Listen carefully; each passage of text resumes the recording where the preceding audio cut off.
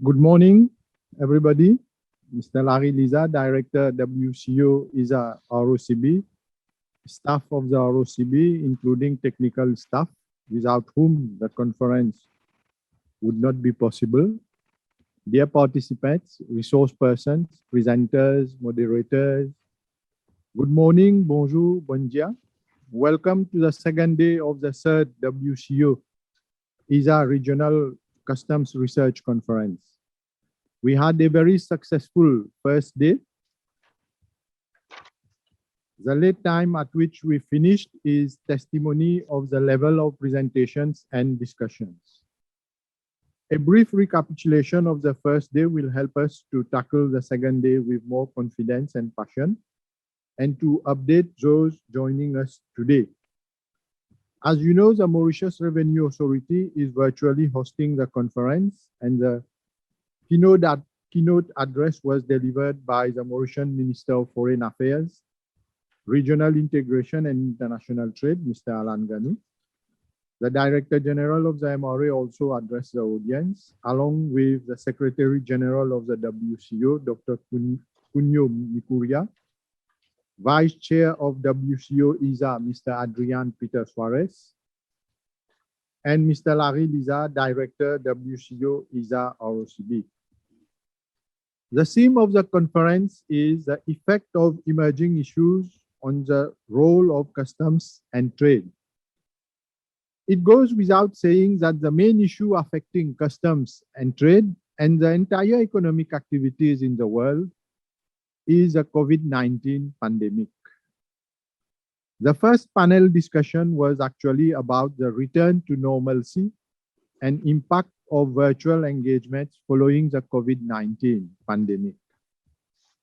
Prior to the discussion by panelists, Mr. Larry Liza did a wonderful presentation on the alternative ways of working and holding conferences by using technology. We know even technology is not perfect. And the presentation displayed the types of equipment to be used, the procedures involved, etc. This theme was moderated by Mr. Gumani Mujeri of SARS, with the participation of Mr. Tael Kang, Director, WCO Capacity Building Directorate, Mr. Lenkana Zafi Vanona, Director General, Madagascar Customs, and Mrs. Gugu Malinza, Commissioner of Customs, Eswatini. The panelists discussed about the actions taken to ensure continuity of business by adopting alternative methods of working, such as work from home using technology, and also having recourse to vaccination for the protection of officers during the COVID-19 pandemic. So the pandemic is still here, but at the start, we adopted and we are continuing to adopt alternative ways of working to ensure business continuity. Afterwards, there were 4 presentations of research projects selected. The first one was presented by Messrs. Enchuli Ferdinand and Dube Funjai of Zimbabwe. The topic was potential effects of the implementation of the African Free Trade Area on trade and customs in ESA region.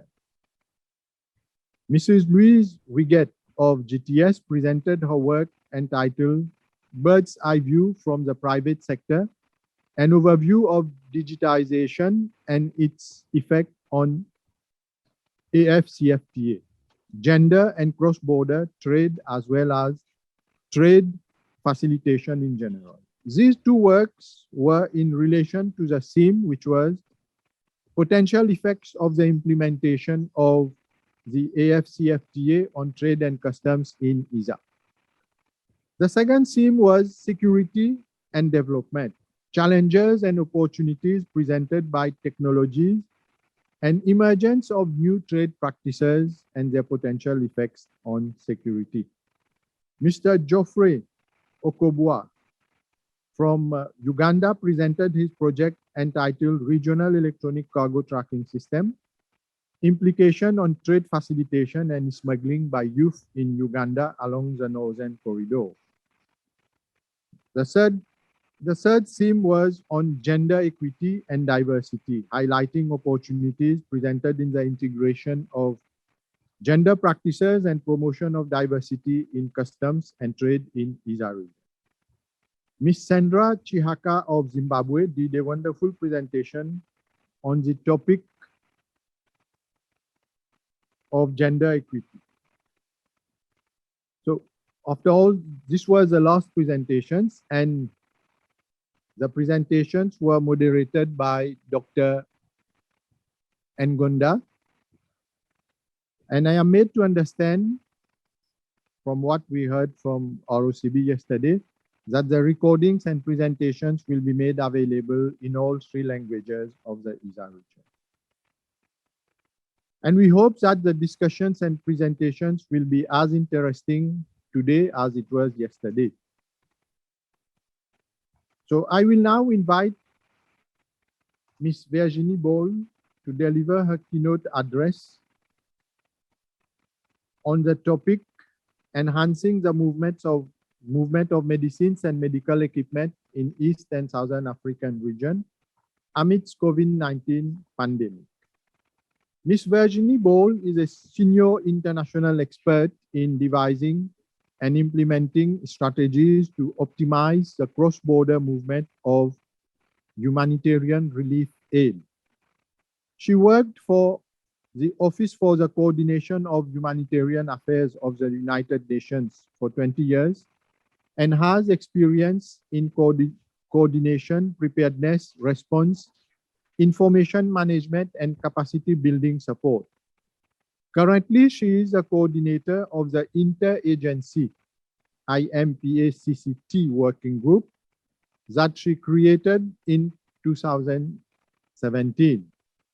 This group represents a network of strategic partners such as the World Customs Organization, UNCTAD, ITU, IFRC, MSF, Save the Children, IHC in Dubai, World Bank, Help Logistics, and OCHA. The mission of IMPACT aims for countries and humanitarian organizations to be comprehensively prepared to effectively manage customs clearance and importation processes for disaster and crisis relief goods and equipment.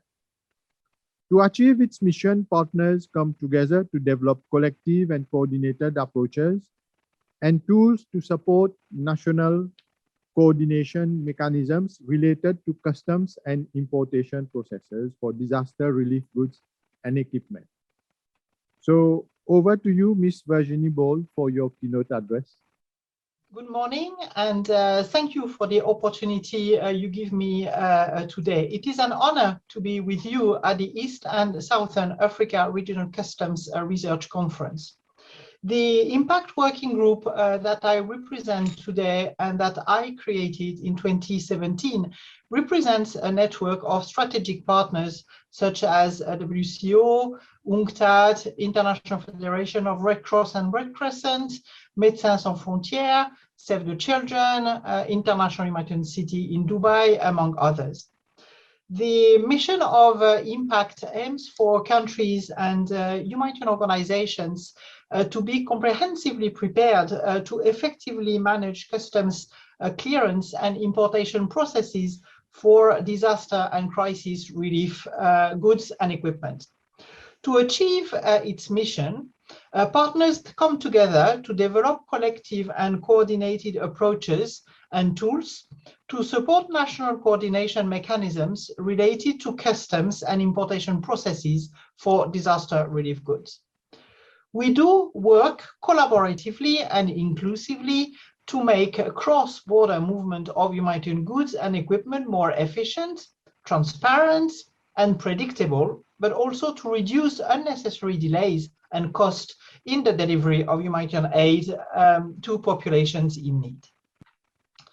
As you know, since March 2020, the response to COVID-19 has attracted all attention and resources.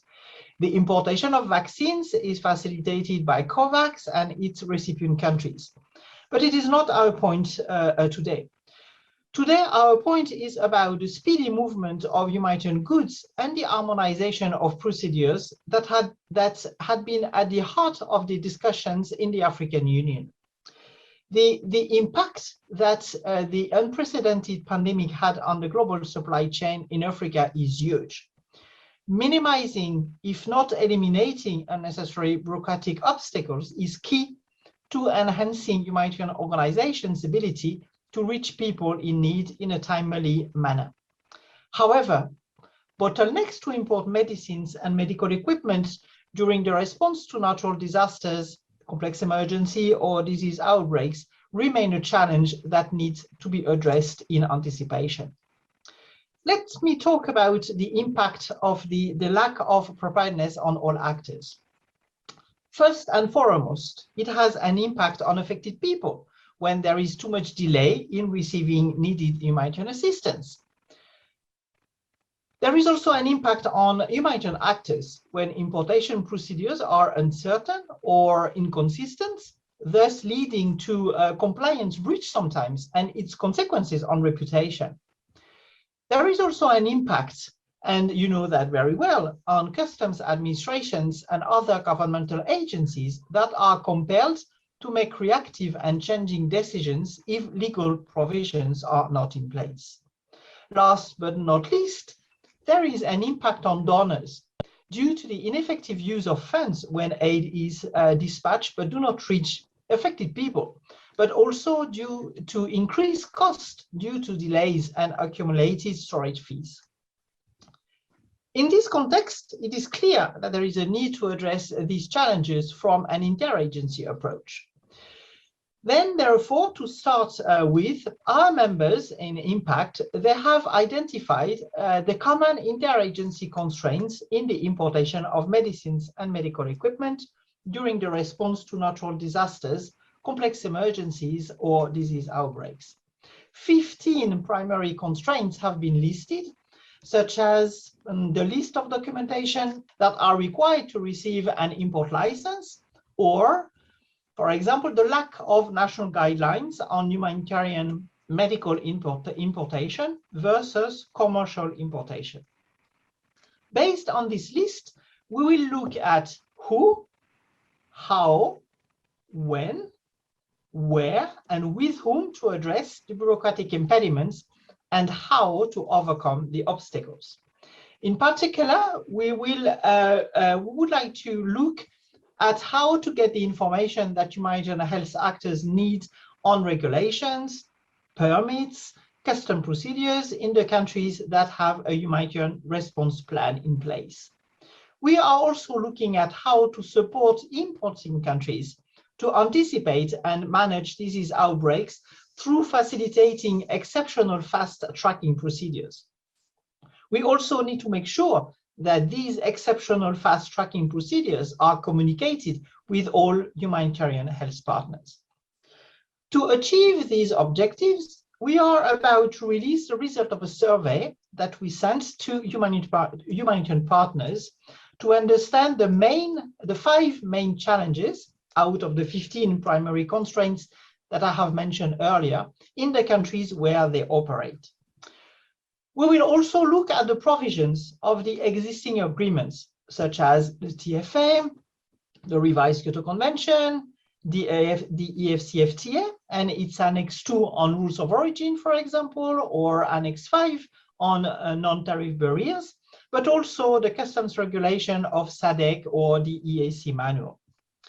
Early December, on the 7th and 9th of December, the African Union, GS1, the World Customs Organization, ROCB for East and Southern Africa, and Impact, our group, will convene a virtual meeting to explore how the regulatory objectives for trade and border controls can be aligned with the needs of the humanitarian logistics community.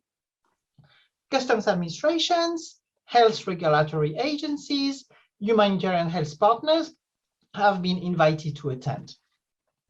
Enhancing coordination and collaboration at the national and international level between all stakeholders that I have just mentioned is key to the success of these projects. Therefore, I hope you can join to enrich the discussion with your extensive experience in this area of work. I thank you again for the opportunity to talk about the importation of medicines and medical equipment in the response to complex emergencies or disease outbreaks. And thank you very much for your attention. We will now proceed to panel discussion 2. And the topic is the effect of COVID-19 pandemic on revenue collection. The moderator will be Mr. Batsirai Chadzingwa of Zimbabwe. Mr. Batsirai is the head of excise management in the Customs and Excise Division of the Zimbabwe Revenue Authority. So over to you, Mr. Batsirai, for the presentation of the panelists and the discussion which will follow. Thank you. Thank you. Thank you very much, the program director. Good morning to all colleagues who are participating in this conference. It is indeed my pleasure to be the moderator in the topic, the effect of COVID-19 pandemic on revenue collection. It is a fact that COVID is still upon us. We still have some years to live with COVID. We don't know when. But at the same time, as revenue administrations, as private sector, we still need to make money. We still need to make our revenue collection. We still need to remain profitable, depending from what perspective we are listening in from. So this is a key discussion area where we seek to learn from those who have done it well. So learning curve for a number of us in the revenue administrations. We need to know how they survived the pandemic and what is it that we may need to take home and employ when you get back home. As we start this panel discussion, please allow me to congratulate the host country, which is Mauritius, who is also the director of ceremonies. Allow me also to congratulate the WCO ESA, Mr. Larry and your team for a fantastic arrangement of this research conference. Let me also thank all the participants who have taken time to be with us from yesterday and today. I note that you have been a very good host in the audience, and I hope it's going to continue as we finalize day 2, which is today. It is also my pleasure to introduce to you the 3 panelists that are going to be leading us in this discussion. I'll introduce them, and the manner in which I'm introducing them does not in any way dictate seniority. It's just the way I would want to present them to you. My first panelist is our Commissioner of Customs at Uganda Revenue Authority, who is Mr. Abel Kagumire. Mr. Abel, if you can just show your ages so that our participants can get to see you and relate your name face. Mr. Abel has served in the Uganda Revenue Authority for the past 19 years. He's an accredited leader who completed the World Customs Organization, WCO Leadership and Management Development Program. He's also a fellow of the Commonwealth Tax Administration Senior Leadership and an accredited trustee of the Johannesburg School of Finance. He's also a WCO accredited valuation expert and a JICA EAC master trainer. Mr. Abel is an astute leader with a clear focus on guiding people towards a common vision by creating a conducive environment for them. He believes in transforming people through mentoring and coaching, leads by example, and maintains an open door policy at the workplace. Over the course of his work exposures, he attained various accomplishments as highlighted below. One, in 1998, he worked with the Ministry of Defense as a pay cadet for 2 years, where he streamlined and computerized the pay system of the Uganda Defense Forces. To note, please underline the word is from the Ministry of Defense. This is going to speak to our security issues as we embark on our discussion. In year 2000, he worked with the Special Revenue Protection Services we established the fraud audit team at headquarters. In 2002, he joined Uganda Revenue Authority as an officer, and he served as a verification officer, a CBC valuation officer in charge of control desk, was in charge of compliance, was in charge of the bus terminals, he was a supervisor of customs at Malaba Station, was a manager customs for the northern region, and also a manager in customs enforcement operations. He has participated in time release studies in 2005, 2008, 2010, and in 2019, he actually led the team that was conducting that particular time release study. In 2018, he was appointed the Assistant Commissioner Customs in charge of the audit functions until the 1st of April 2020, when he took over as Acting Commissioner Customs. Then from September 1, 2020 to date, he is the current Commissioner of Customs in the Uganda Revenue Authority. Commissioner Customs, the Excise Uganda Revenue Authority, you are welcome, and it is a pleasure to have you as a panelist. Thank you so much, Mr. Basirai. I'm happy to be here, and I want to thank the organizers for organizing this conference. Thank you very much, sir. My second panelist is Juanita Marie. Please forgive my pronunciation. I hope I got it well. Juanita Marie's PhD, his research area is in impact analysis of the customs risk management processes in South Africa. She is the CEO of the South African Association of Freight Forwarders, and has been an executive director of South Durban, South Africa since 2008. She's a passionate captain of industry and headed up the Customs Fraud and Illegal Imports Task Team for Business Unit in South Africa. And she has serves as a vice chair of the Subcommittee on Trade, Transport and Logistics since 2019. In 2021, she was appointed to the Trade and Industry Chamber, TIC, in the NEDLAC structure, which is the National Economic Development and Labour Council.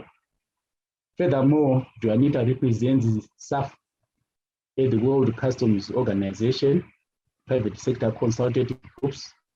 She leads the WCO ESA RPSG, which is the regional private sector group, under the auspices of the World Customs Organization, ROB, for capacity building. That is Juanita, and in here I read the Customs to Business Partnership. Madam Juanita, you are welcome to be part of our panelists today. And we know we are going to learn a lot as we engage the private sector. Madam, you are welcome. Thank you, Chair, and thank you for the warm welcome, and we're glad to participate. Thank you. Thank you very much, Juanita. And my last panelist is a colleague from across our border, from Zambia. His name is Mr. Sydney Chibabuka. Sydney is the Commissioner of Customs, Zambia Revenue Authority. He's a customs and trade facilitation specialist with 19 years of experience. That includes stints with the regional economic communities in Eastern and Southern Africa, consultant services with Crown agents, as well as development agencies such as Trademark East Africa, and more recently while he was with the Trademark Southern Africa, and the other multilateral donor-funded projects. He has also collaborated on EU and AU-funded projects in West Africa. In his profile, I can see a balance in terms of a complete customs officer. We have seen the other side of the table as a consultant. You can see a trade expert who can speak closely on trade on trade-related issues. And 19 years that he spoke about is by no means a small time, but 19 years of experience, it speaks volume of our commissioner from Zambia Revenue Authority, Mr. Sydney Chibabuka. You can greet our audience, Mr. Chibabuka, if you are in the meeting. Thank you, Mr. Moderator. Unfortunately, for some reason, I'm failing to turn on my video. Nonetheless, I hope you can hear me clearly. Greetings to everybody else that has joined us for this discussion. Thank you very much, Mr. Babuka. We have heard you loud and very clear.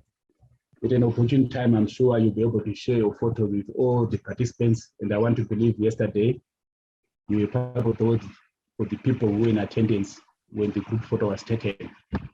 So from there, I'm sure people can relate your name, face, and the discussion today. So without much ado, let me go straight into the issues of discussion. And our topic, the effect of COVID-19 pandemic in revenue collection. Let me start with Mr. Babuka, since you are the last person that I've introduced, Commissioner Zambia Revenue Authority. Commissioner said there's been reported outliers by some revenue administrations, which recorded the increase in revenue collection during this same period, which is from last year to current date under the COVID conditions.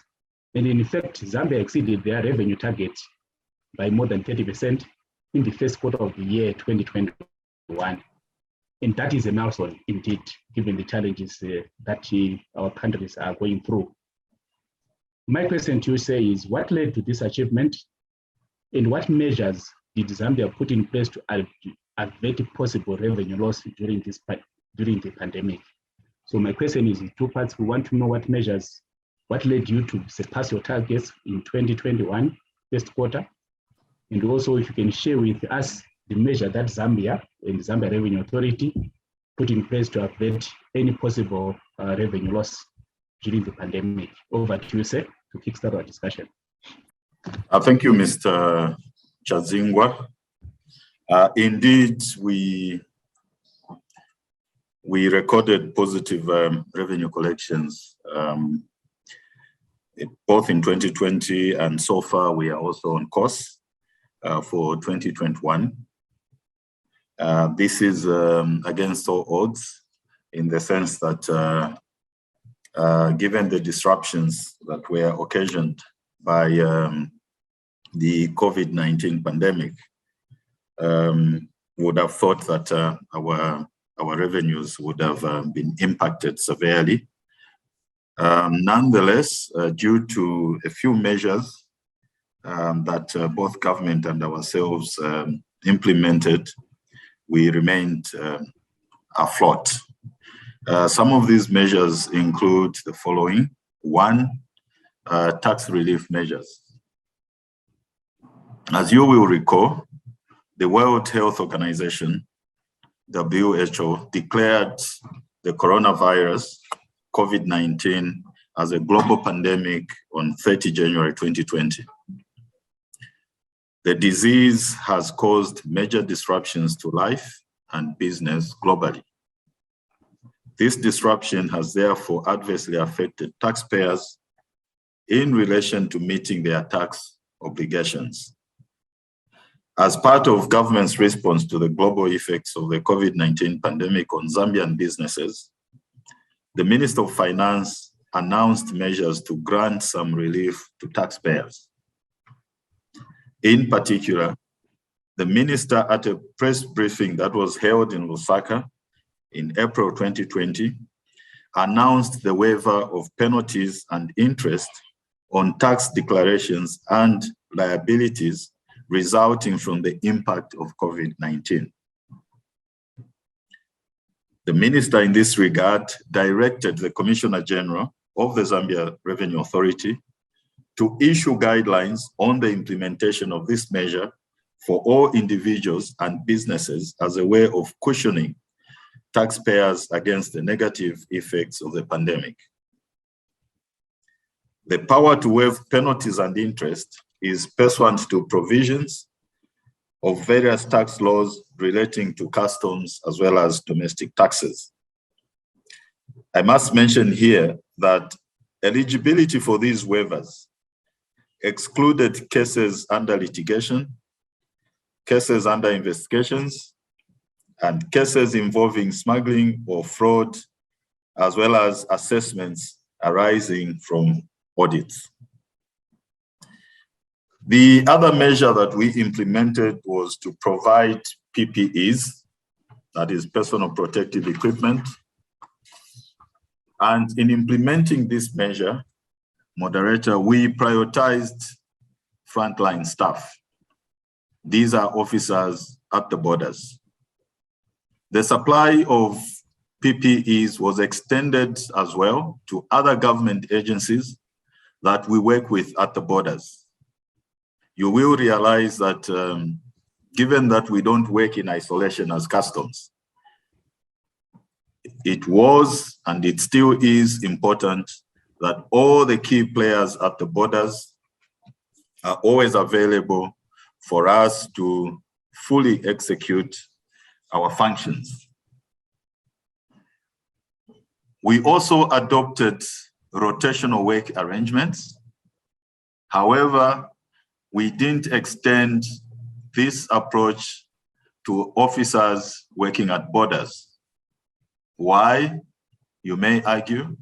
This is because they observe a shift system anyway. So whenever they were not on duty, they would go home where they would continue practicing the guidelines as issued by our health experts.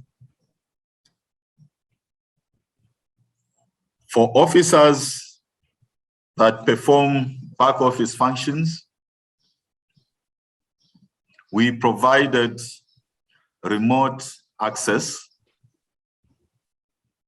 and in some cases, we asked them to work from home so that they continue giving the required support to frontline staff.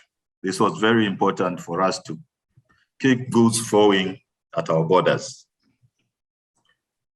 The other measure, Mr. Moderator, is that we redistributed the workload for the processing centers. Those of you that are conversant with the configuration of customs systems, you are aware that in some cases we have a centralized arrangement. However, in our case at Zambia, we have regional processing centers. And because of the COVID-19 pandemic, some work areas such as international airports were becoming more or less redundant due to the cancellation of flights.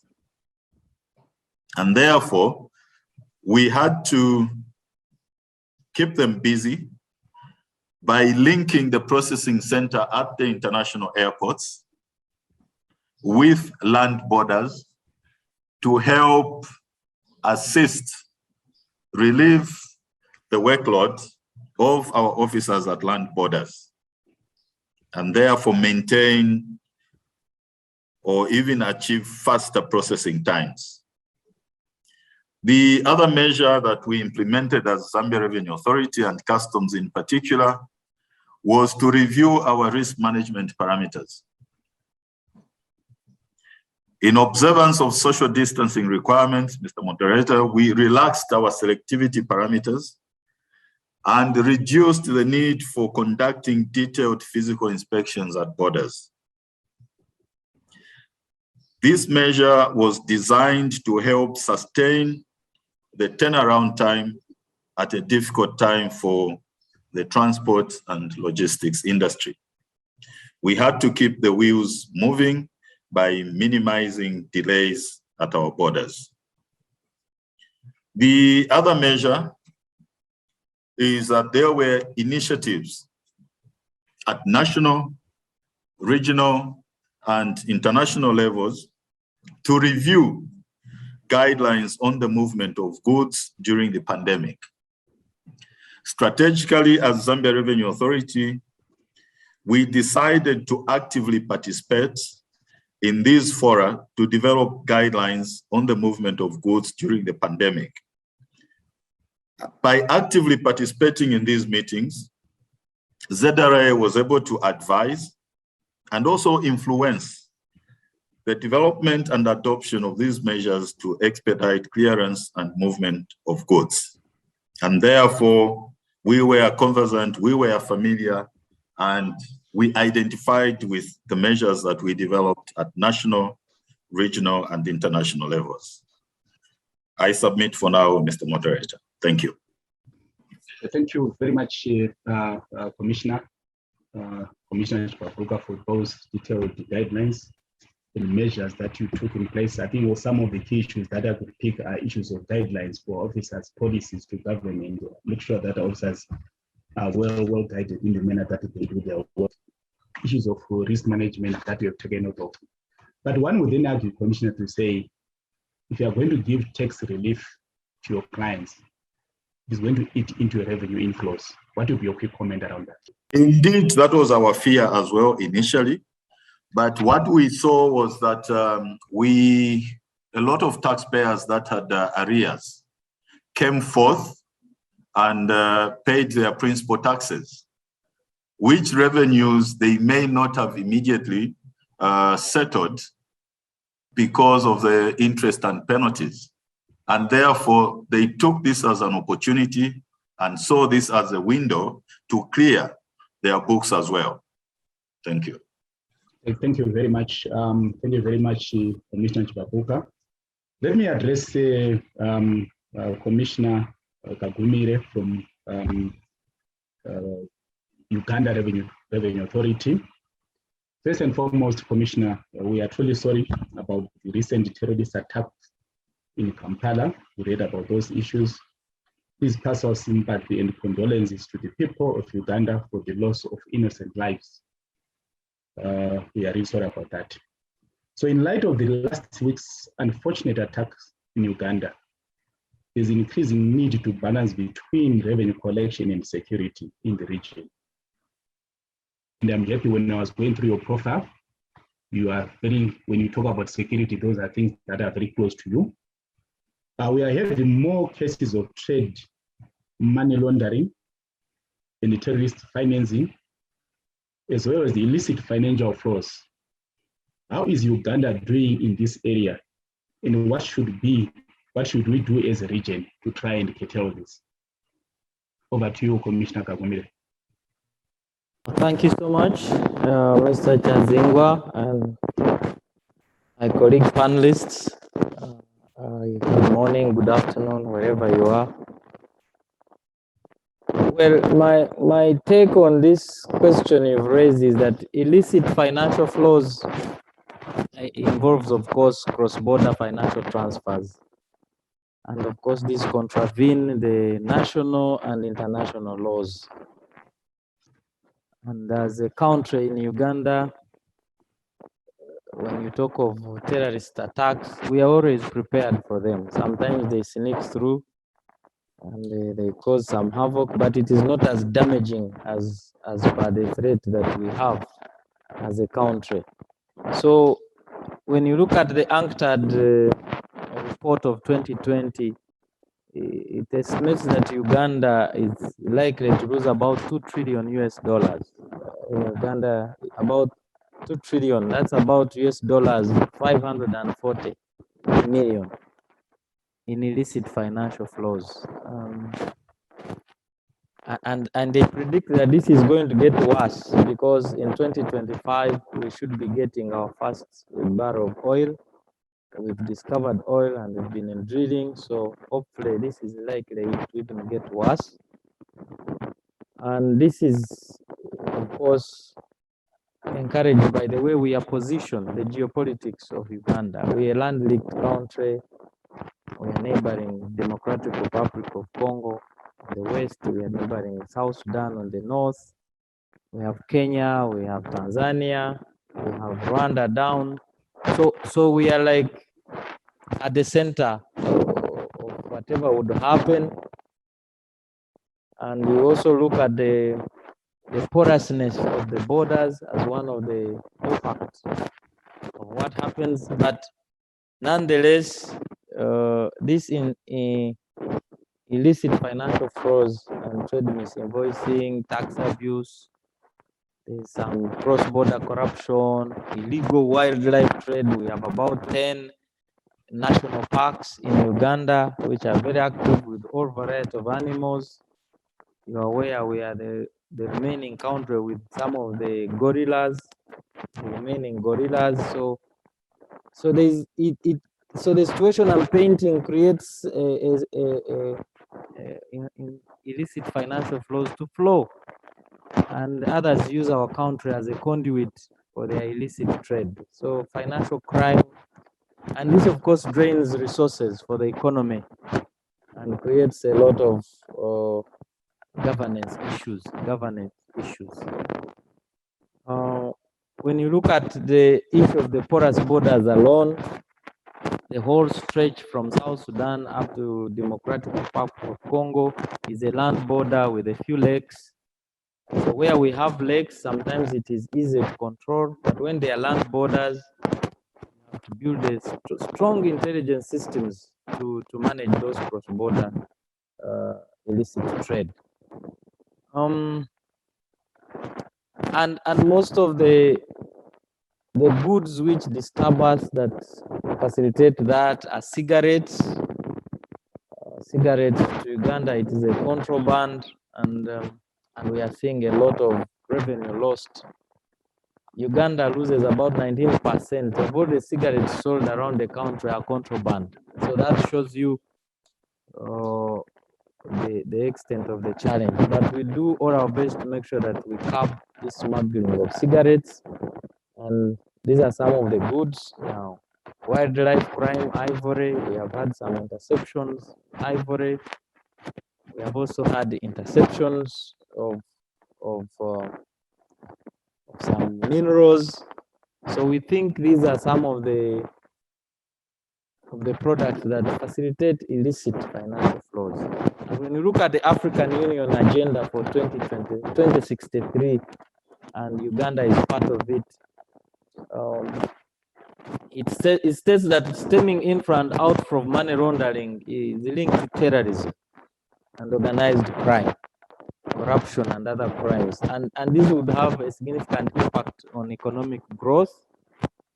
And so we need to fight together as a region to curb illicit financial flows so that we can reduce about 200 billion of annual financing gap that faces the continent. But as a country, we are not deterred from fighting this crime, and we are determined to stop this continuous inflow of money. As a country, we took up measures to promote financial transparency through ensuring correct registration of companies, including easy identification of true beneficiaries for those companies who receive the money. We have now a competent authority which was established under the Anti-Money Laundering Act of 2013. It's called the Financial Intelligence Authority, and it's our national center for the receipt of financial data, analysis, and dissemination of financial intelligence to all the different authorities. And for us as customs at the border, we are at the forefront of the checking and make sure we transfer this information to the relevant authority. And the objective has always been to enhance the identification of these proceeds of crime, and of course combating money laundering and terrorism financing, and ensure compliance with the Anti-Money Laundering Act. And usually we are very strict on this. When you come to our airport, we are very strict on how you declare the money and what it's going to do. We've done a lot of public awareness through this act so that the people understand that matters related to money laundering, terrorism financing, and purification financing. What we are doing now as a region, and what we request that we continue to do, is to exchange information with similar bodies in the different countries that have treaties, that we have treaties with, and agreements and arrangements with the government of Uganda regarding money laundering and similar offenses. So the penalties are high, it's risky, but of course, like any smuggler, like any illicit person dealing in illicit trade, they always try to risk, but also a risk management approach, which does the assessment of risk, is able to deter them. And we've had a lot of successful stories where we have apprehended them. So that That is the position we have as a country, and thank you so much. So thank you very much, Commissioner, for that detailed response to the issues.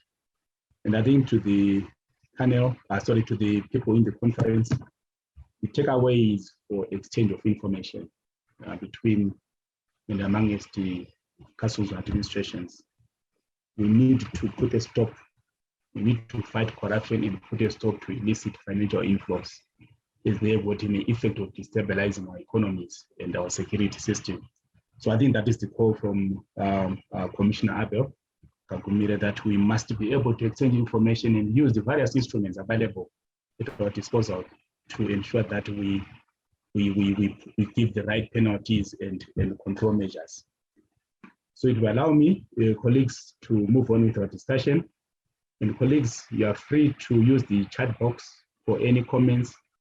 I know that there's already a comment which is speaking to Customs Administration. Before I go to Juanita, let us address this one. The comment is simply saying that the price of goods have generally increased because of delays or poor customs management or cost of entry. The price of goods have generally increased, and all traders are pointing at the poor customs management response toward the pandemic. Goods are being held for long periods of time at the borders. I think this is issues that we always read about: delays at border, delays at Bad Bridge, delays at Mombasa, delays at the Chirundu border post, delays at the Dar es Salaam port, delays at Maputo, and most of these we are, as customs, they were part and parcel of the chain. Can I address Commissioner Chibabuka to quickly address and respond to this question that has been raised on the chat box? What is a quick comment that because of our poor customs management is leading to an increase in the price of the goods that our consumers will end up paying? Commissioner Chibabuka, if you can quickly respond to this one. Thank you, moderator. It is true, and it's important that we make our officers at borders aware that through our actions or inactions, we can influence the price of landed goods in our shops. If we keep goods at the borders, these goods will start attracting demurrage charges. These demurrage charges are then passed on to the consumers. So it's very important that we create awareness, not just among other stakeholders, but ourselves as border agencies, to ensure that we are all aware of the impact of our actions. It's very important that we don't add to the cost of doing business and ultimately the cost of landed products. One of the measures that we have implemented as ZRA is that we submit figures of all the traffic that we are clearing during the pandemic period to SADC for compilation and for analysis to see how we are performing as a revenue authority. And that also informs how we treat subsequent importations and exportations coming through our border posts. Thank you, moderator. Thank you very much, Commissioner. Thank you very much for those comments. Let me move on to Madame Juanita Mari. Please forgive my pronunciation of your surname, but if I call you Juanita, I'm sure you'll be more comfortable. Juanita, we have heard from government, from the two commissioners. We are now looking forward to hearing from the private sector now, and you are here representing the private sector. And what do you have to say around the issues of revenue collection? Because as private sector, we all know that you also want to be profitable. So the effect of COVID may also have affected you. So we need to hear from you what has been the effect of COVID-19 on your revenue collection, your inflows, your profits. And I am aware you want to share a small presentation with us, which is going to speak to the challenges and the gains from the COVID experience. Madam Joanna, you have the floor. Thank you, Chair. Just to check, am I audible? And then I will share my screen if you can help me. Yeah, you are very audible. You can go ahead and share your screen. Okay, if you can also guide me, if you can see my screen. We can see it, you can go ahead. Okay, thank you, Chair, and thank you for your colleagues and your esteemed guest list that's listening to me. So I think from the private sector, we put down the challenges, and we all know that was testing the resilience to see what can we do and can we bounce back. Then the gains, and the gains was mainly underpinned by the lessons learned and how we can go further. Then the most important thing, and that speaks to your revenue collection, is that what measurements did we take as business and can we continue? And then I think very close to my heart is the customs business partnership. And for us in private sector, it's really a maturity in the journey that we want to walk with customs authority. And in my 6 slides, you will see that very much is the passion that we want to take hands with the customs administrations in the various countries and share our insights and help us to build a better continent. So the challenges is we identify 6, and I don't want to stand too much on them because there's gains as well. But the challenges, if I can, and it speaks very much to the previous speakers and to the keynote address, is that there was a flexibility in consumptions. We can see that was being switched over, the hospitality industry was shut down. We could see a different pattern in the consumer, what they want, and very much important that was the vaccine and the healthcare, and then essential, non-essential goods. Supply chains was coming tremendously under pressure, and that brings a disruption in inventory, what can be helped as the shock absorbers.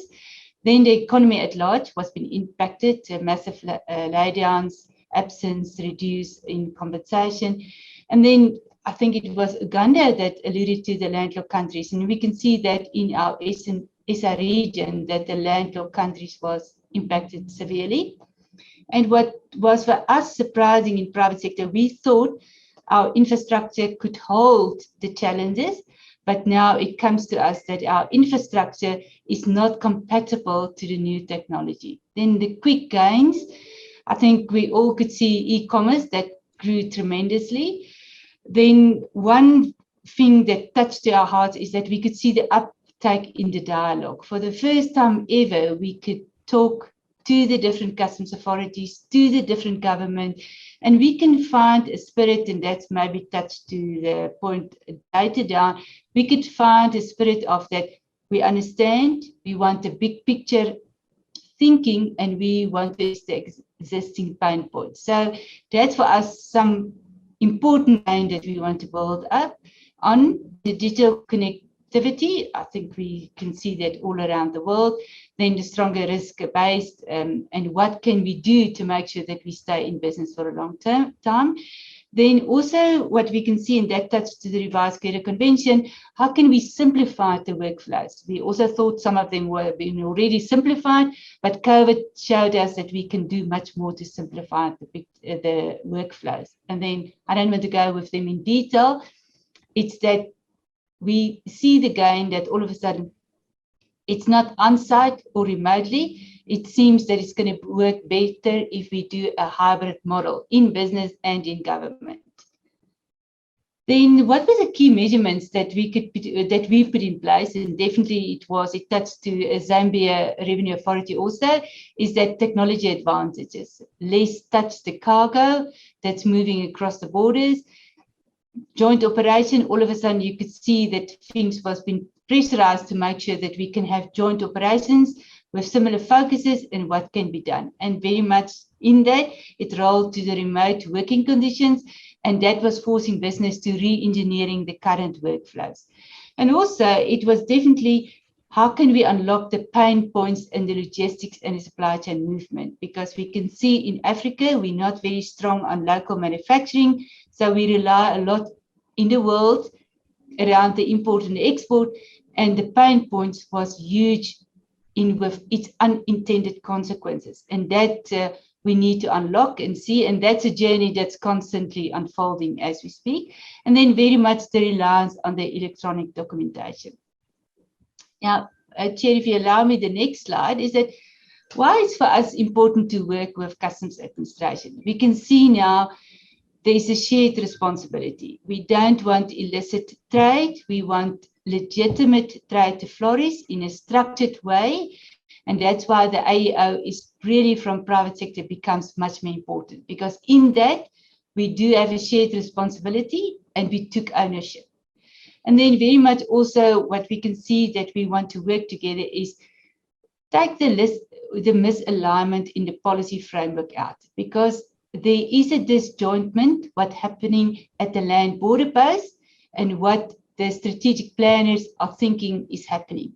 And we need to close that gap and have real information that's coming to the decision makers that they can see what's happening at the different land borders. Then definitely there's, we can see that in private sector very much, there's an unwavering desire to say, how can we help legitimate trade? And not a one side, how we can help legitimate trade, but I think there's also emphasis, how can we clamp down on illicit trade? And then underpinned with that is the drive to make sure we build a compliant and a safe trading environment, and that will touch on capacity. Then what we really see, and I think that's very encouraging, is that there's an appreciation for each other, and it creates a culture in which we can shape our current landscape. Because if we don't have a clear vision, what will be the norm, the new norm, and we believe in private sector, we are entering the new norm now, and we need to craft a vision of what we want for Africa to be look like, or for the ESA region. And that's very much where the research and development could come in. And then also what we found in our research and in our thing is that Africa is relying a lot on the small, medium enterprises. And we need to leverage on that, because it's a unique characteristic in Africa. And we need to build very strong pillars to help the small, medium enterprises to flourish in our region. And then I think lastly, I just say there's much more insights in what is the pain points. And then I want to close with this, maybe, Chair, if you allow me, is that I think there's a bright future for the ESA region, but it's going to require from us hard work, honesty, integrity, and with that, I think we can reach the stars, and the possibility is in hands. So I think for me, just sharing the 6 slides to give an overview of our position and our narrative. Thank you, Chair. Thank you so much, Madam Juanita, for a well-detailed presentation, which speaks to what the private sector has done to remain very visible in the wake of COVID-19. In fact, your presentation has tried to respond to most of the questions that I had to put across to you. Your presentation has been well detailed. But the takeaway from your presentation, I think what I would pick from your presentation is COVID-19 made both the private sector and government to think in other terms, because we needed to remain relevant despite the COVID pandemic. I also saw in your presentation, and you also related well to the presentation by Commissioner Zambia Revenue Authority, Mr. Chipavuka, the need for us to have the e-infrastructure to support e-commerce, so that people can work remotely and be able to still contribute to the viability of both government and government organizations and private sector organizations. And I think the last thing that you spoke about was your relationship, the customs to business partnership. And I noted that you said one of the takeaways or the gains was an increased dialogue, which means to me you are simply admitting that before COVID, yes, you were talking to your relevant customs offices, but COVID came on board and there was that increased dialogue to make sure that everything works. And indeed, the future is bright if we have good hard work. So colleagues, that is the presentation from Juanita. You are free to use the chat box again so that we talk to her and also interrogate her presentation should it be necessary. As I wait for further comments on the chat box, allow me to address, again, let me go back to Commissioner of the Zambia Revenue Authority, who in his profile has indicated that he has been seeing both sides of the world as government official, customs officer, and also as a consultant in the private sector. So we want to tell this meeting, what has been your point of convergence now when you look at both private sector experiences and private sector experiences? What is it that you can share with us? What are the gains and benefits, the challenges that you may be experiencing? Someone has said to us, a customs officer always a customs officer. And the meaning seems to say you cannot think like a private sector player. Over to you, Commissioner Chibapuka. Thank you, moderator. Indeed, once a customs officer, always a customs officer. But you need to appreciate the thinking that is in the private sector for you to remain relevant to the private sector as you execute your functions in the public sector. So my take is for proper functioning of modern society, moderator, the private and public sector need to coexist. This is because the two facets of society complement each other and almost have what I would call a symbiotic relationship. Without government regulation, the business environment would be chaotic and devoid of fair competition. But perhaps more important, in our role as revenue authorities and customs administrations in particular, amidst the diminishing revenues from trade taxes due to various trade agreements, our value and economic relevance is to be facilitative to trade and business. For the private sector, maximizing profits in a predictable environment is key, it's paramount. And therefore, when we support the private sector to perform optimally, then we are also positively impacting on the revenue base for the Treasury. So as we execute our mandate in the public sector, it is important to strike a balance between controls and facilitation in such a way that leads to a win-win situation for both the private sector and the public sector. Over to you. Thank you so much, Commissioner, for that response. I'm also watching the chat box. It's fine, just a comment. I'll talk to this comment later on. In fact, one of the requests, Juanita, is for you to be able to share your presentation. I'm sure we heard our director of ceremony saying all presentations will be shared. So I believe if you can send it over to WCO ROCB, so that your presentation is also shared with the rest of the people who are in the conference. Thank you so much. Let me come back to Commissioner Kagumire, Commissioner of Customs, Uganda Revenue Authority. Yes, we have spoken about securities, illicit trade, but our topic is to talk about COVID and revenue collection.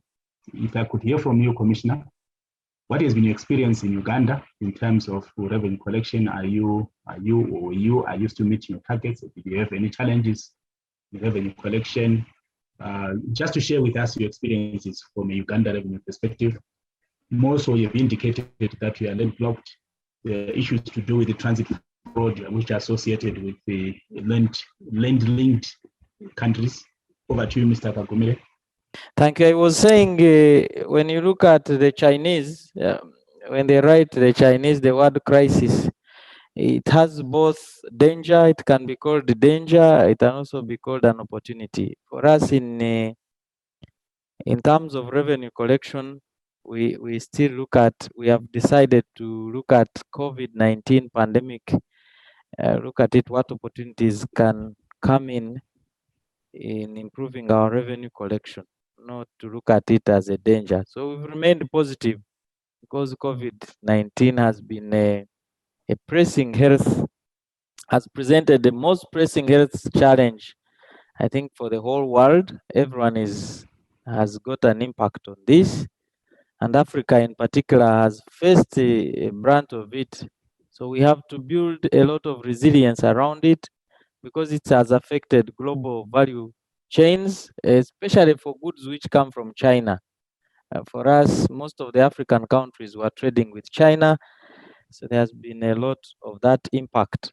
When you look at revenue collection in Uganda Revenue Authority, particularly for customs, though we are not bent more, we are more into domestic revenue mobilization.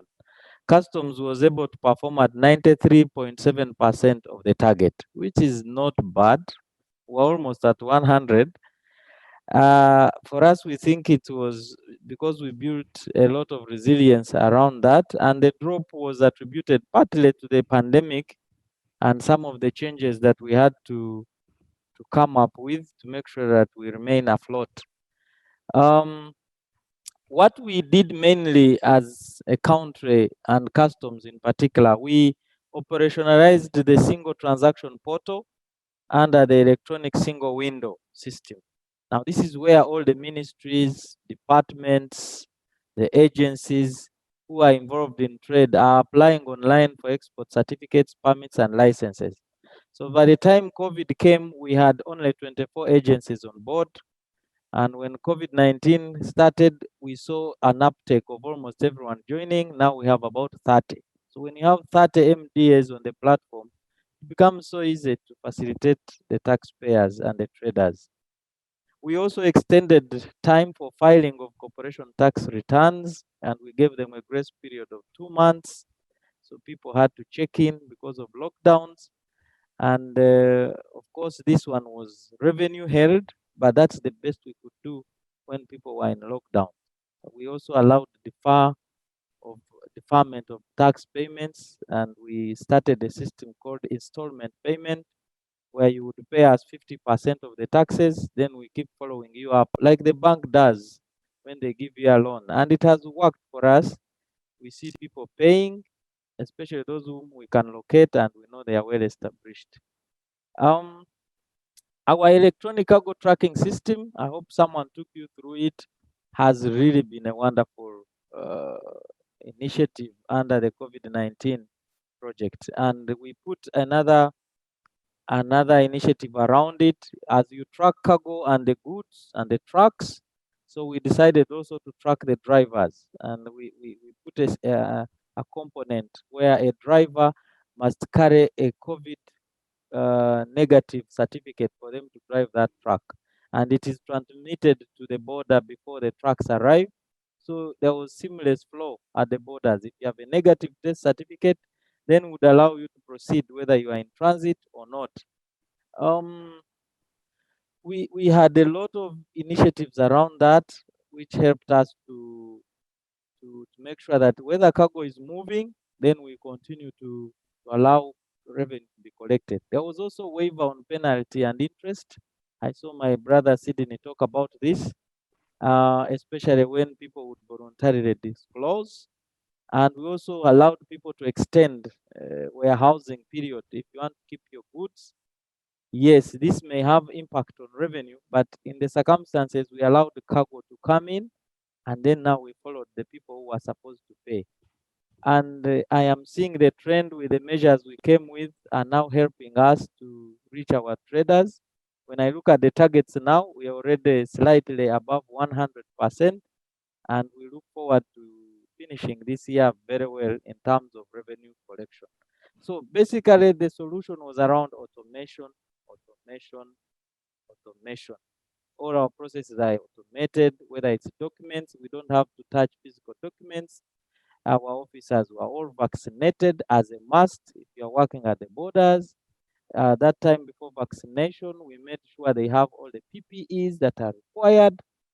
So we feel going forward, we are ready to work in a COVID-19 environment, and our staff are already sensitized on the same.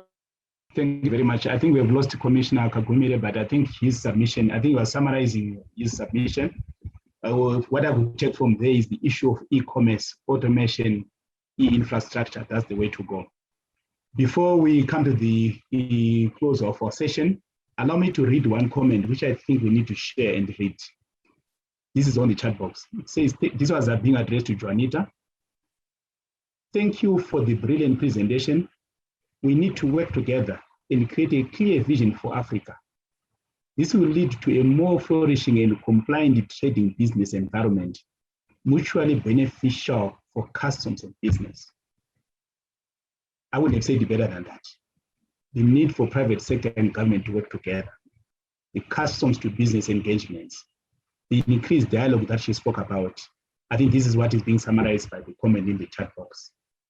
I realize we are getting close to the time that we've been given by the Director of Ceremony, But before I hand the mic back to our Director of Ceremony, allow me to invite our Director of WCO ROCB, Mr. Larry, to give us one or two closing comments to this session.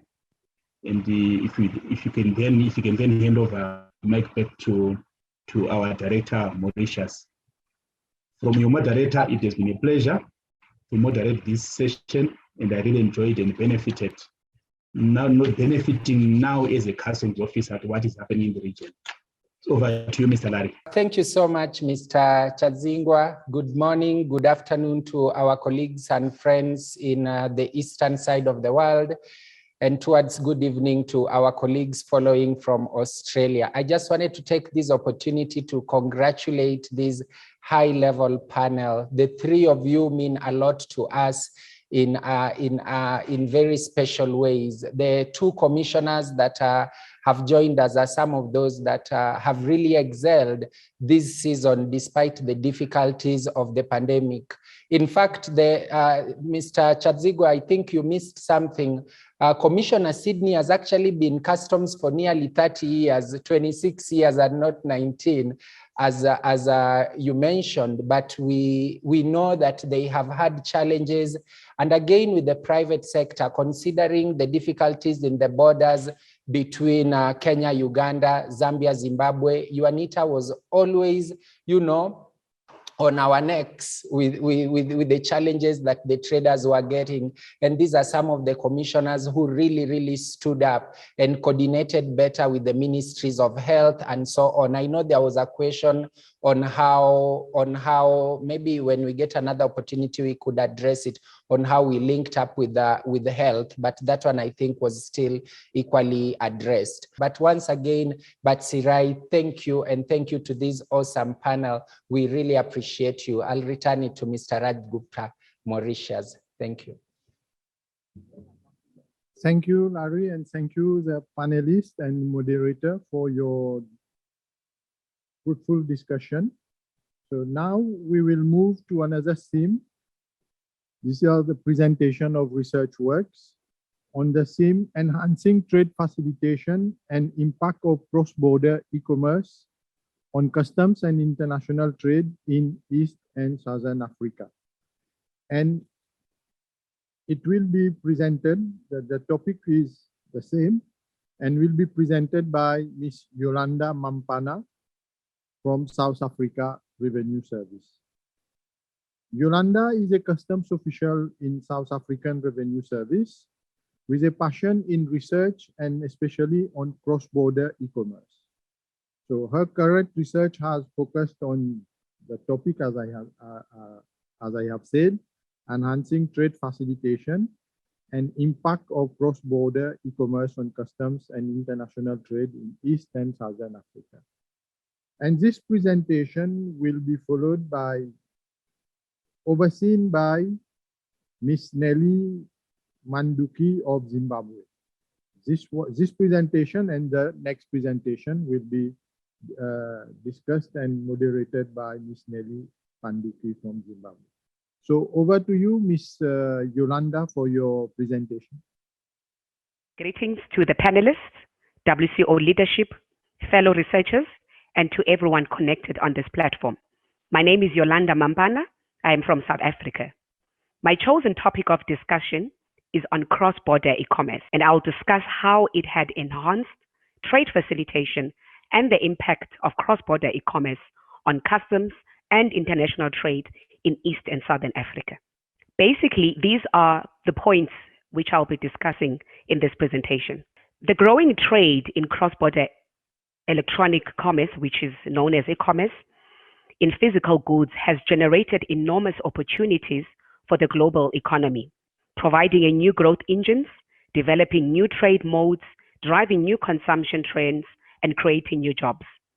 This unprecedented growth has revolutionized the way businesses and consumers market, sell, purchase goods, providing wider choices, advanced shipping, payment, and delivery options. It has also opened up global economic opportunities to micro, small, and medium-sized enterprises in terms of wider access to overseas markets by lowering entry barriers and reduced costs. Cross-border e-commerce has, however, introduced a number of challenges, and collaboration with stakeholders, including the government, is required to combat some of these experienced challenges. E-commerce has come a long way since Michael Eldridge, who created an online processing in 1979. The term refers to today to buying and selling of goods of e-commerce using internet and the transfer of money and data to execute these transactions.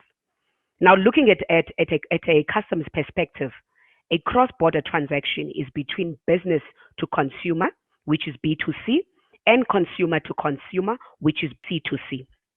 All these transactions are effected digitally via an internet and result in physical goods flow, which are subject to customs formalities. As we may all know, times are changing, and so are the ways that we should do the business. Most manual procedures are being replaced by online programs. Digital technology makes it easier to submit documents, track the movements of goods, manage customs paperwork, and stay current on the latest trends. As depicted on this picture, the growth in trade had prompted customs to improve and simplify their declaration systems as a way of facilitating trade and to reduce the administrative burden on customs process for traders. On the contrary, this may not be the case for some East and Southern African regions who still process declarations manually. But recommendations will be provided at the end of this presentation in order for all regions to conform to the current digital standards. The WCO ESA region consists of 24 member states, as shown on this map, and South Africa is also the member. The ESA region comprises of a number of unions, namely African Union, COMESA, SACU, and had also partnered with other customs trade entities. Africa's e-potential is yet untapped. E-commerce significantly reduces the competitive advantage of large and multinational companies in terms of marketing and assists small and medium-sized enterprises to service the niche markets and gain a competitive edge locally, regionally, and internationally. Okay, here, a survey conducted by Visa found that 64% of consumers in South Africa bought groceries online for the first time during the COVID-19 pandemic, and that 53% made their first purchase online from a pharmacy. When COVID-19 restrictions were relaxed, market researcher Urban Studies found that only 50 to 70% of consumers returned to the shopping centers and the rest continued shopping online. In addition to this, e-commerce has helped to keep the economy going by enabling the trade and transactions to continue during the COVID-19 pandemic. It is expected that customers might get used to online deliveries, contributing to a significant increase in e-commerce after 2019. Now, looking at the increased digital users, COVID-19 pandemic has led consumers to ramp up online shopping. This has resulted in spike in business to consumers sales and increase in business to business e-commerce. Now, looking at the negative side of this is that there was a disruption in supply chain. E-commerce for trade had been adversely impacted due to the disruptions and have resulted in delivery delays and cancellation of orders. Several other e-commerce related challenges have arisen and further been amplified during this pandemic. These include price hikes, product safety concerns, deceptive practices, cybersecurity concerns, expensive bandwidth, and other development-related concerns. Looking at the facilitated e-goods, in some African countries, to facilitate online purchases of essential food items, local government have compiled and circulated via social media platforms and other means the telephone contacts of coordinators of different food products in various markets to enable consumers to call and to order groceries online. Consumers then pay via their cell phones and have their purchases delivered by bicycle or motorbikes or motorbicycle taxis, for example, which is Uber, Safe Border, etc. The expansion of delivery service had positive knock-on effects for increased employment during this time. Another negative was the drop in GDP. The drop in GDP could lead to stalled economies and exacerbate the historical structural inequities in most African countries. In many African countries, majority of people earn their livelihoods through the informal economy with little insurance against unexpected disruptions. At the same time, many formal businesses, especially small businesses, are running out of reserve to sustain themselves. According to a WCO study report, this question was posed to the participants. The question was, do customs exchange information with e-commerce operators? 55% said yes, and the 45% said no. And the 70% said this was due to lack of IT equipment, and the other 30% said it was due to other reasons. Survey findings indicate that the exchange of information between e-commerce operators and customs administration is still developing. It is therefore imperative that customs administrations establish and strengthen cooperation partnership with e-commerce stakeholders in order to develop and enhance communication, coordination, collaboration with an aim to optimize compliance and facilitation. As depicted in the graph, fixed broadband penetration in Africa is relatively low as compared to other countries. However, this is improving over time. Looking at the e-commerce challenges, growing volumes of cross-border B2C and C2C in e-commerce shipments are presenting a number of challenges, not only to customs, but also to other relevant government agencies, private sector stakeholders, in terms of ensuring rapid release and clearance while managing safety and security risk, as well as efficient revenue collection, stats analysis. Additionally, traditional challenges such as illicit trade, illicit financial flows, intellectual property rights infringement, counterfeit, piracy, and commercial fraud continue to exist. Now, looking at additionally the challenges, the lack of trust, concerns about paying online, it's still one of the greatest concerns because people are still afraid that the personal information could be misused. There's also a lack of trust in the quality of goods, the delivery, the return of damaged or unaccepted goods. There's also a lack of consumer protection regulations. There's hidden costs in terms of the payable taxes and customs duties. And there's also a general suspicion of buying goods without the ability to touch and feel could reduce the attractiveness of e-commerce, both in African consumers and businesses. Now, looking at the infrastructure challenges, there's still inadequate roads and rail links between cities, let alone in the remote villages.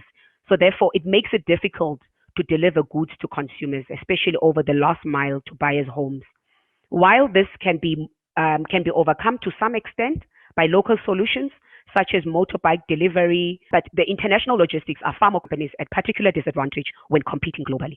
The continuing lack of infrastructure often requires that the African producers send goods outside the continent to be re-imported to the neighboring country.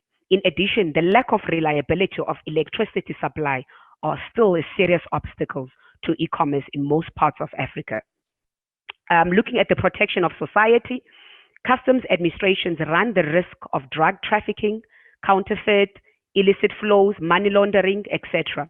Now, setting up a specialized unit to search the web for information might help in terms of preventing, detecting, and investigating customs offenses.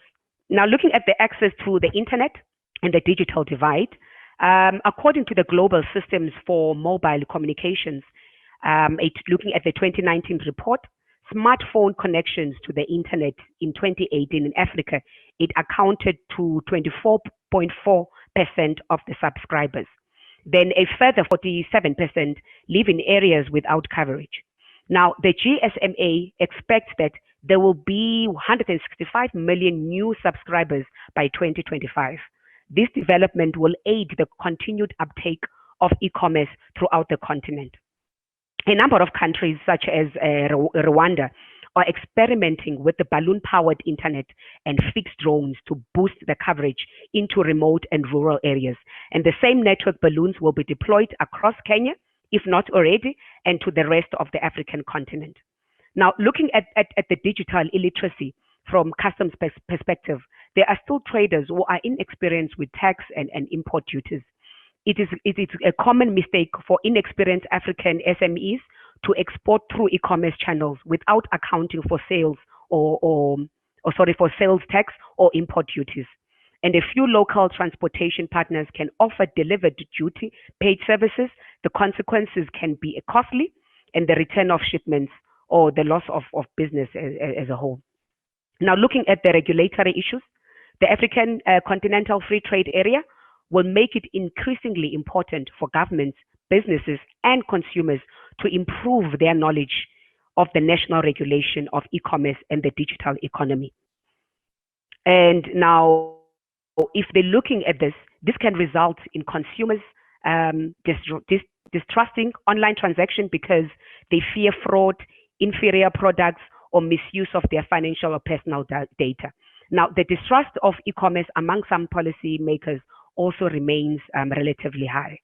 Now, looking at the increase in cybercrime continues to increase globally each year and is becoming ever more sophisticated.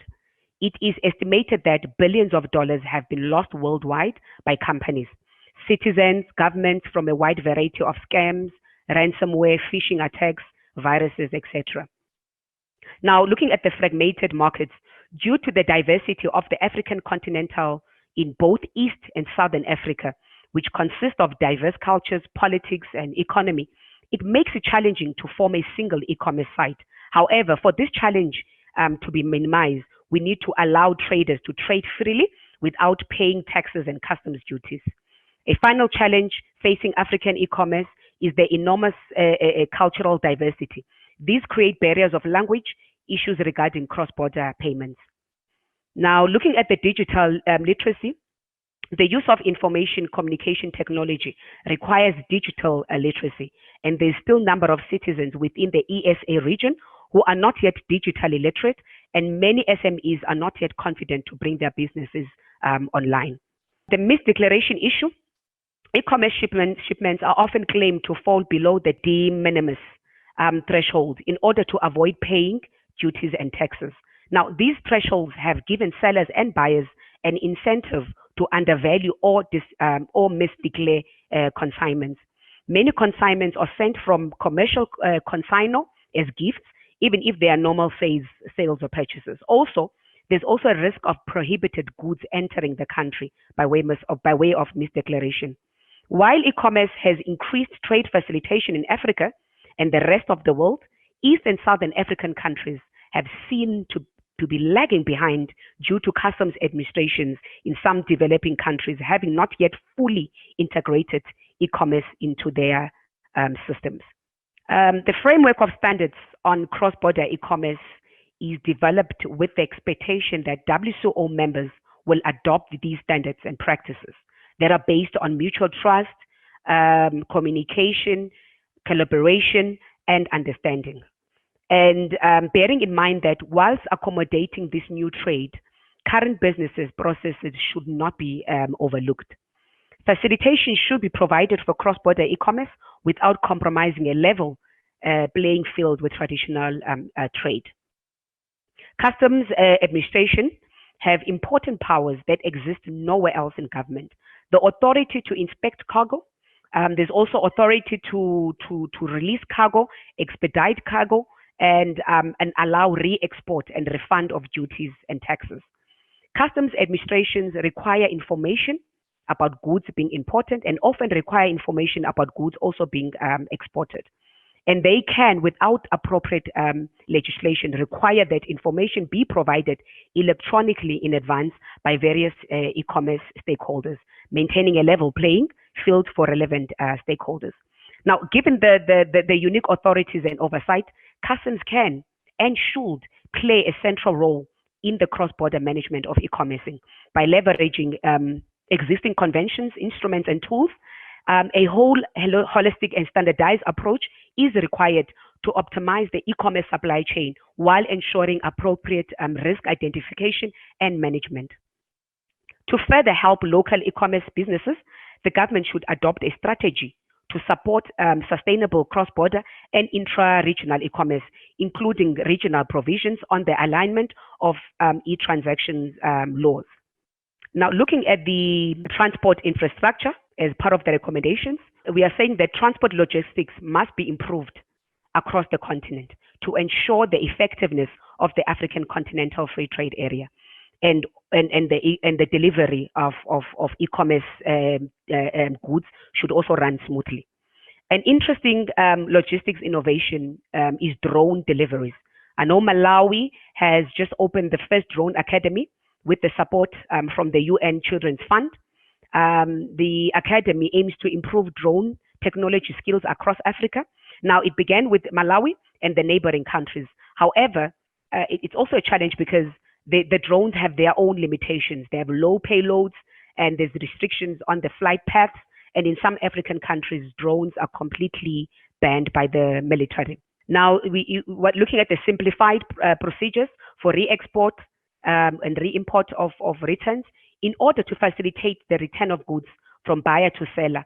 The implementation of simplified customs procedures to expedite the re-importation and the re-exportation of e-commerce goods and develop the e-commerce market is also required. Looking at the online payment systems, it's a key element for events in Africa. Make the online trade.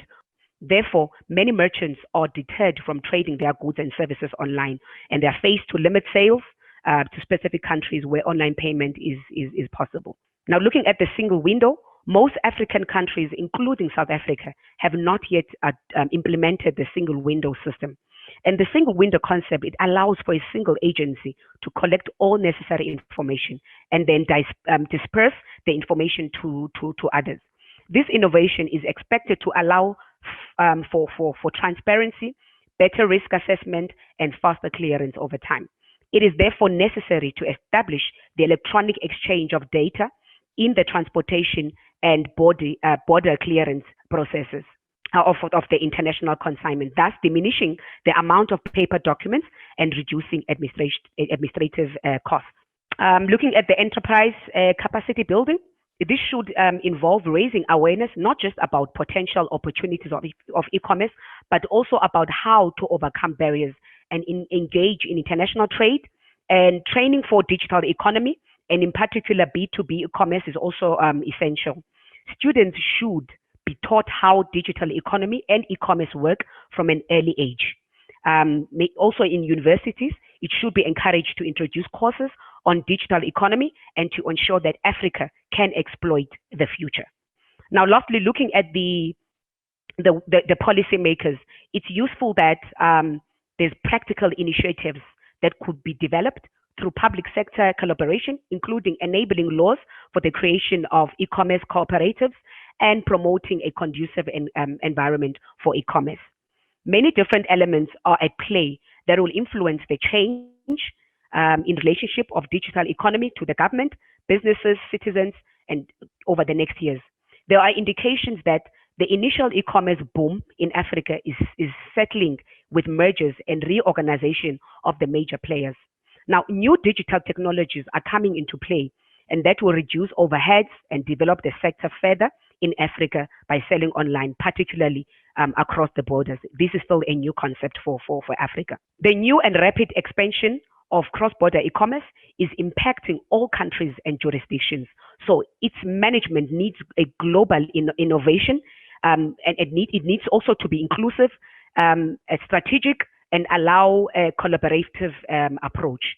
It is also imperative that governments and the private sector ensures that the potential benefits are realized by working in partnership to ensure the facilitation of legitimate cross-border e-commerce trade, and it needs to be fair, efficient in terms of its revenue collection, and most importantly, to also protect its community.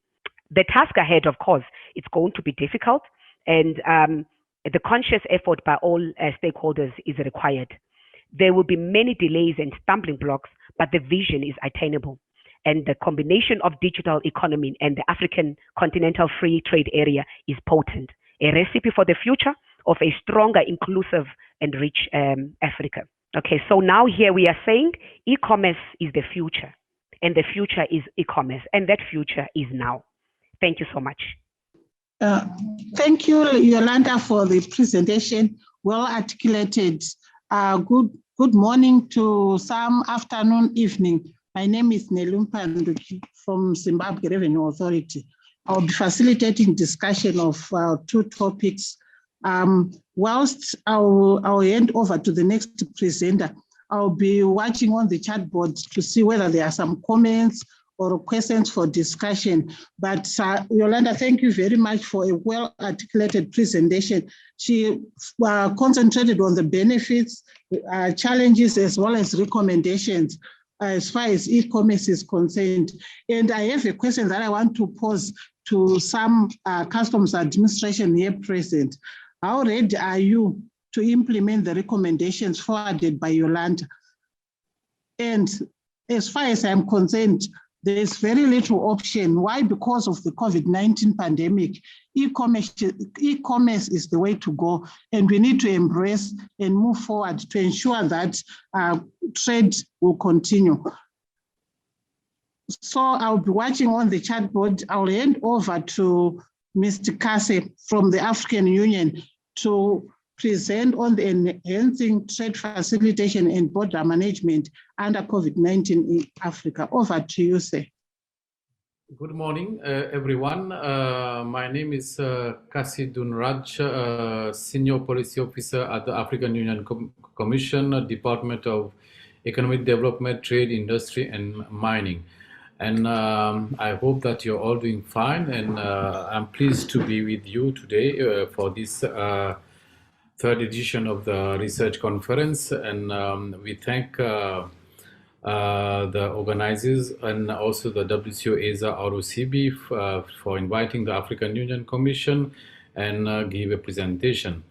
Given the context of today, especially since around end of 2019 until now, we are all experiencing an unprecedented effects of COVID-19, and this is what I'm going to present. What the African Union Commission is doing in terms of tackling the pandemic and also ensuring the smooth movement of goods in the supply chain. But before I do that, I have the pleasure to call upon Mr. Mark Goodger, the Director of Global Maritime Legal Solution, to give us a private sector perspective of the effects of COVID-19 in Africa. So without wasting time, I will call upon Mr. Mark Goodger, who is together with me today, to give us the private sector perspective, how COVID-19 has affected the private sector, and especially in the supply chain of goods, and then what are their kind of opinion and recommendations from the private sector in that context. Mr. Mark. Good day to you. My name is Mark Goodger. I am the Chief Executive Officer of Global Maritime Legal Solutions, and I would like to thank all delegates for attending here today, and particularly for the organizers and to all the global customs experts and authorities that are assisting in terms of facing the pandemic today. I will shortly like to share my screen with you for a brief presentation, and I trust that you will gain some knowledge and value from this. So I'm sharing my screen to you, and you should see the PowerPoint presentation that we have here, and we have called this Enhancing Border Management in East and Southern Africa region in amidst this COVID-19 pandemic. Even as we sit and talk today, you've heard the news, for instance, of developments in Austria and other countries where massive new outbreaks have taken place, and even to the extent that unvaccinated people are not allowed to enter public places and so forth. So my input today is from the private sector, and I value the opportunity to impart this thoughts to you. So the situation is that we look at it from a point of view is that there are measures out there that we know that the WCO has taken in terms of highlighting the importance of coordination with other government agencies. We do not see that happening, and we have too much individual customs application without coordination of other border agencies. Remember that the products are time and temperature sensitive and move in large quantities, and the type of measures we as the private sector would like to see are those of expedited release measures, pre-clearances, and advanced releases. We definitely have concerns that although we appreciate that the customs is an agent for other governmental agencies working side by side by other customs border agencies, that they should coordinate all of this together. We know that it's a complex logical process, and that the very challenges are there before us, where over 10 million doses are needed in 2021 alone, and this is not withstanding the fact that boosters and all of these other developments are taking place.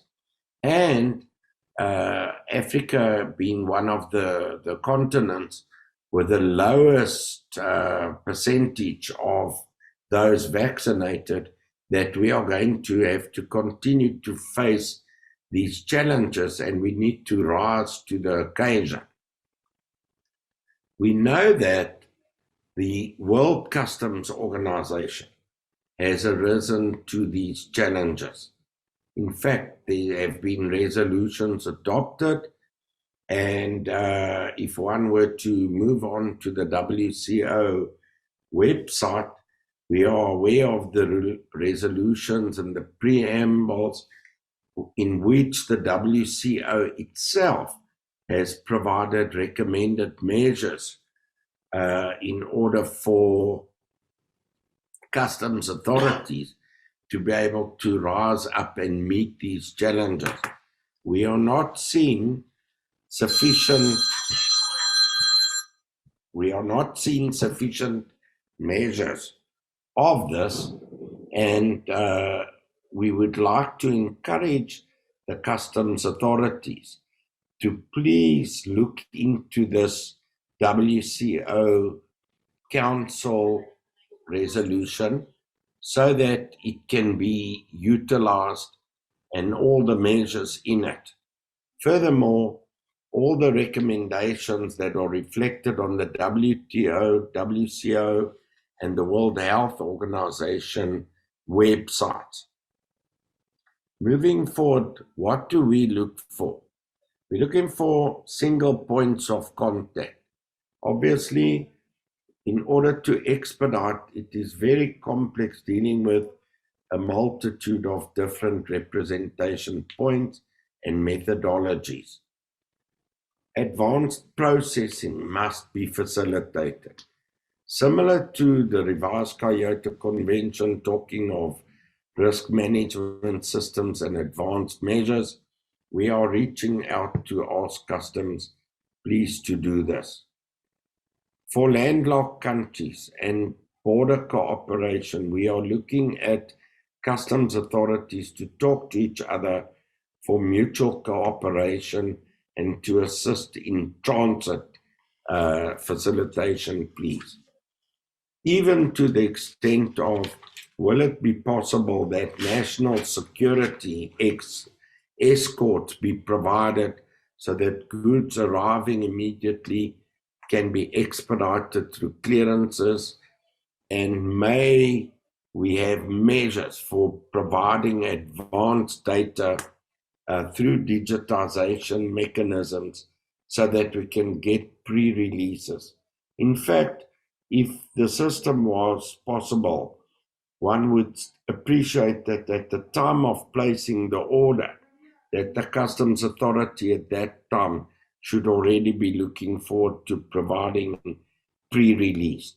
All mechanisms for verification, etc., can be conducted due to such advance notice. So the objective here is remove delays because these relate to increased costs. So the requested private sector measures are those already defined within the World Trade Organization, ATF, the Agreement on Trade Facilitation, and the Revised Kyoto Convention. We must not apply a border mentality where we only begin to check goods when they arrive at the border, because this will not work in this pandemic. As a tip, 95% of the doses are produced in just 8 countries. So according to DHL, that narrows down the risk management to realize and know where these vaccines, etc., are coming from. However, the additional measures to provide facilitation for are those of the support mechanisms, the syringes, the masks, the other allied equipment that could be provided together with this. So the suggestion for risk management, grant immediate release upon the provision of export customs declarations. Post-clearance audits can always be conducted at a later point. Our conclusion statement is, your country and ours, your economy depends on your actions. The World Customs Organization promotes economic competitivity package. Please utilize that. Do not have short-term interventions. This will be around for a while. Can we have long-term sustainable interventions? The rest of the world has done many dynamic things. Let us not reinvent the wheel, but follow WC guidelines. Remember, millions of you are working from home. We need connectivity and we need to reach to you urgently. We thank you for this short opportunity to give you a private sector request and for your intervention.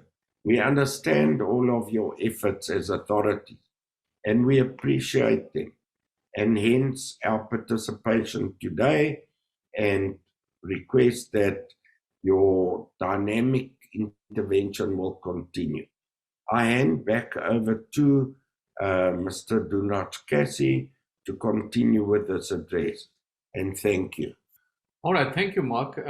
Thank you, colleagues. So it was important before I speak to give kind of a private perspective of what is happening and how the COVID-19 is affecting the supply chain of goods from the private sector perspective. So now, just in a nutshell, I'm going to share with you what we at the African Union are doing in terms of combating the COVID-19 and also ensuring the smooth flow of goods in the African region. Ladies and gentlemen, notwithstanding the fact that the African region may have been less affected by the COVID-19 virus in terms of the people infected and related deaths compared to other regions such as Asia, America, and Europe, the region is still noticeably affected in terms of economic growth and development, and the scars will last for a number of years for sure. This economic debacle is due to a number of countermeasures that the national governments of the African region have taken to implement to fight the disease, such as, for instance, unwanted restrictions and lockdowns, and some governments and people are even looking forward to again reintroduce lockdowns. Some people are even talking about semi-lockdowns. In 2020, UNCTAD estimated that COVID-19 will drag African economies in a fall of about 1.4%. Then UNECA also furthermore stated that Africa may lose half of its GDP with growth falling from 3.2% to 1.8%. So in the wake of these unprecedented impact of the COVID-19 in 2020, the RECs of the East and Southern African region, especially COMESA, ESA, and SADC, developed several guidelines and compendiums to sensitize and assist member states, partner states to deal with the pandemic. In the same vein, the African Union Subcommittee of Directors General of Customs also had issued a communique to all customs administrations requesting them to implement bold measures so that can mitigate the negative impact of the pandemic and also ensure the smooth supply chain of goods, essential goods and non-essential goods. But firstly, it was the priority was essential goods such as masks, medicines, sanitizers, syringes at the first instance, and then of course, like I said, general goods. Then taking into cognizance the adverse effects of the pandemic that it can have in the region and other sectors also, because for instance, those guidelines which were developed by the RECs didn't take into account the sectors of maritime, air, and people and services. So what we did at the African Union Commission level and at our departmental level, we collaborated with UNECA and also AUDA NEPA to develop a more comprehensive guideline that we call it the African Union Continental Guidelines on Trade and Transport Facilitation for the Movement of Persons, Goods and Services across Africa. So as the name itself says it all, it is not only something that is that concerns goods, but it also affects people and services. Definitely the document is a humble attempt to build on what was already existing and offer a harmonized approach to trade facilitation on the continent while adopting best practices from within and outside the continent to optimize trade flows. The main objectives of the guidelines are to mitigate the effects of the COVID-19 pandemic and other similar threats from a public health perspective, mitigate the effects of the pandemic from an economic perspective through safe facilitation of cross-border trade in goods, services amidst the health crisis. Then also facilitate the movement of essential goods in the first instance, like I mentioned right now, and then non-essential goods.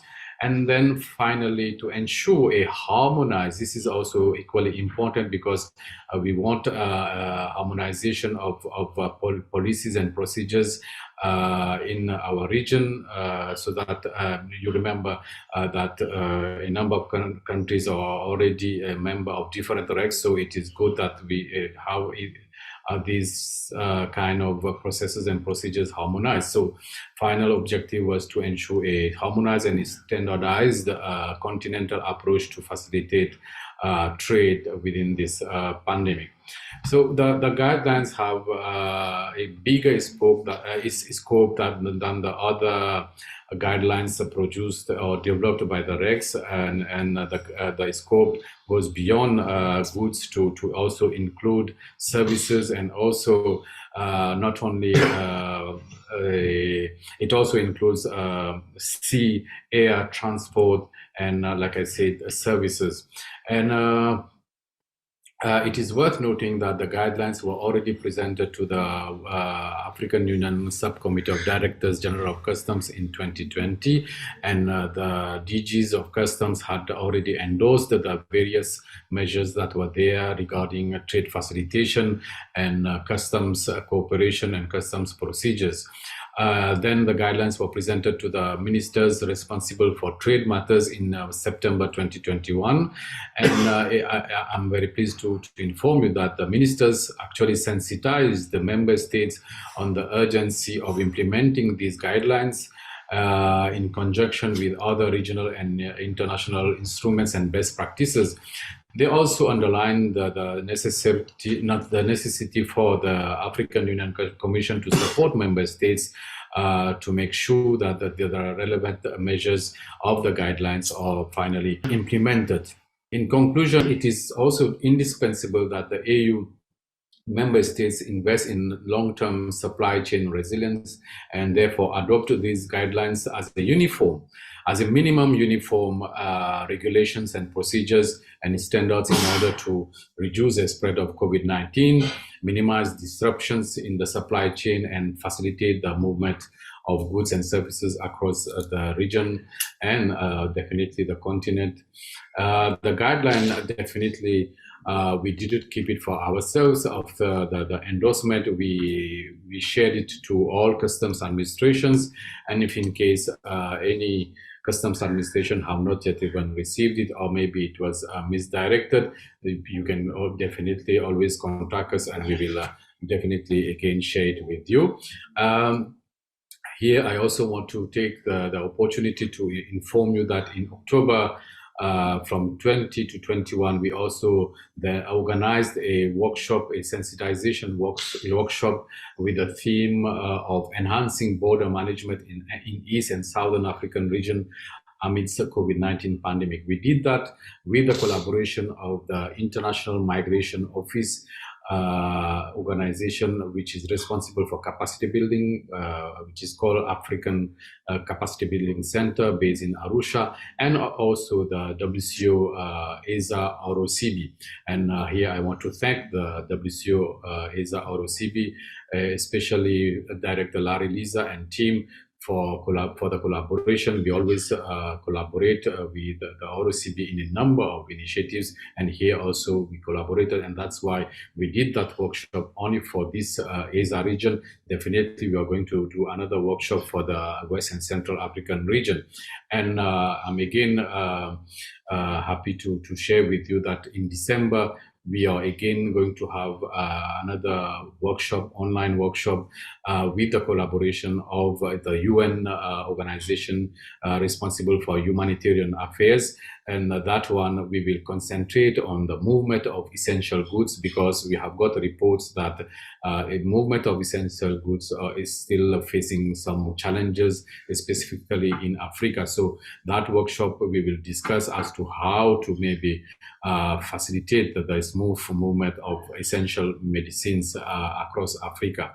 So those are the things I wanted to share with you. We will not end here. The pandemic is not yet over, and actually in some countries we can see that things are getting even worse. So what could be the role of customs and border officials in that regard? And this is where we are working with different organizations such as World Health Organization, WCO, the ROCBs, the REX, and so on and so forth, and even the private sector. And this is why I try to get Mr. Mark Goodker with me today to give a private sector perspective, because most of the time you always hear from government officials what they are doing, but it is important to know how the private sector has been affected and what we can do to enhance trade facilitation for their benefit. So I want to thank Mr. Mark Goodker from Global Maritime Legal Solution and based in Cape Town. And with that, I want to thank everyone, and again want to thank the organization, Director Larry Lisa, to give us the opportunity to talk on this matter. I thank you very much, and I wish you fruitful deliberations. Thank you. Thank you, Mr. Kasi, for the detailed presentation. And also thank you very much for co-opting private sector, because they articulated challenges that they are facing as business. And as customs administration, we are then saying, what is the best way forward? And in your presentation, you came up with guidelines that have been developed to ensure that there will be ease of doing business. And given that all the customs administration, if they adopt then at the end of the day, it will make life easier for the private sector and reduce cost of doing business. Thank you very much. But before I go on to the questions, Mr. Kasi, I've seen that you are present. Just a word to the participants. Over to you, sir.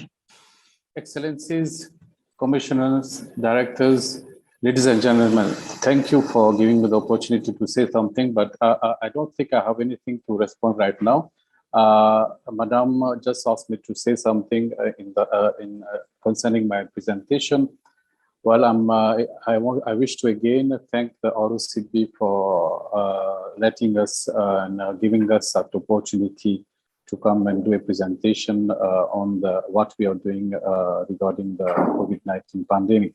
Of course, at a later stage, I will be happy to respond to any questions that may come from the panel and also the participants in the chat room and even live discussions. So, well, in a summary, just wanted to say that we are working from a continental perspective as to what we can do really to mitigate the impact of the pandemic and also ensure the seamless movement of goods in the region. And I also mentioned that we are going to have a final workshop for this year around next week in December, in collaboration again with the WCO ROCB. But this time we are going to concentrate a little bit on the AFCFTA. We are going to try to, with the collaboration, of course, with the AFCFTA Secretariat, try to see what are the measures which are already there in the AFCFTA agreement and in the protocol on trade in goods and the different annexes. What are the measures which are already there that can help to expedite the release and clearance of relief consignments and essential medicines. So, for instance, the annexes on trade facilitation, the annexes on customs cooperation, transit, rules of origin, and also non-tariff barriers. We are going to look all these things in our next workshop and maybe come up with any kind of recommendations and decisions so that the DGs, customs, and even the at the ministerial level countries may take so as to deal with the pandemic. So this is for now what I would want to say. Thank you very much. Thank you, Mr. Kass, for the short presentation. Maybe after the break, as said by the Director of Ceremonies, I have two questions for Yolanda. One of them is on whether customs should initiate a platform dedicated to e-services. Any recommendations? Okay, now if I'm getting the question there because I was also monitoring the chat box, and the question was around the collaboration, and my response to that, as indicated on my presentation, was to say that indeed we do need that collaboration between the public and the private sector in terms of creating laws to allow the creation of e-commerce and to promote a favorable environment for the e-commerce users. And one of the recommendations which I've put it or outlined on my presentation was the fact that the single window concept it's very crucial for the African countries. And currently very few African countries had adopted the single window system, because it's very crucial to an extent that it will allow, or rather it allows for that single agency to collect all the necessary information and also to disperse information to the others stakeholders and also the traders. This innovation, it's also expected to allow for more transparency and for better risk assessment and also to ensure that the clearance it's more faster. Now it's therefore really imperative that we establish this electronic exchange of data in the transportation and the border clearance processes, and thus will then diminish the amount of paperwork that we encountering currently in some of the ESA regions, whereby some of the countries within the region have not yet adopted, this electronic data exchange system. And I was reading not so long ago, I'm looking at the guidelines for single window implementation in Africa. And I saw that Mauritius is one of the countries within the ESA region which have the best single window system. And definitely we can learn, one or two things from Mauritius. Thank you so much. Thank you, Yolanda. I think the last question is, they said, I want to understand the nature of goods that can be transacted through e-services. Okay, well, with e-services, I wouldn't say it limits you. One can transact any goods, be it physical, tangible, or even the intangible, which I'm referring to the services. So there's no limitations in that regard. Yes, there are obstacles, as I've indicated on my presentation, that we have a number of challenges that we are still encountering. Like, for instance, buyers and sellers in Africa, they are still facing the challenge of the effective use of e-commerce. And these challenges are not limited to lack of adequate information to access certain information about the local business in customs. There's also cultural differences. There's poor inventory management. There's lack of adequate marketing of some of these products. And it's also coupled with the lack of, I did mention the collaboration, the infrastructure as well, the logistics as well. But as I've indicated to say, as much as we are facing all these challenges, but Africa as a whole and the ESA region, we still hold a lot of potential.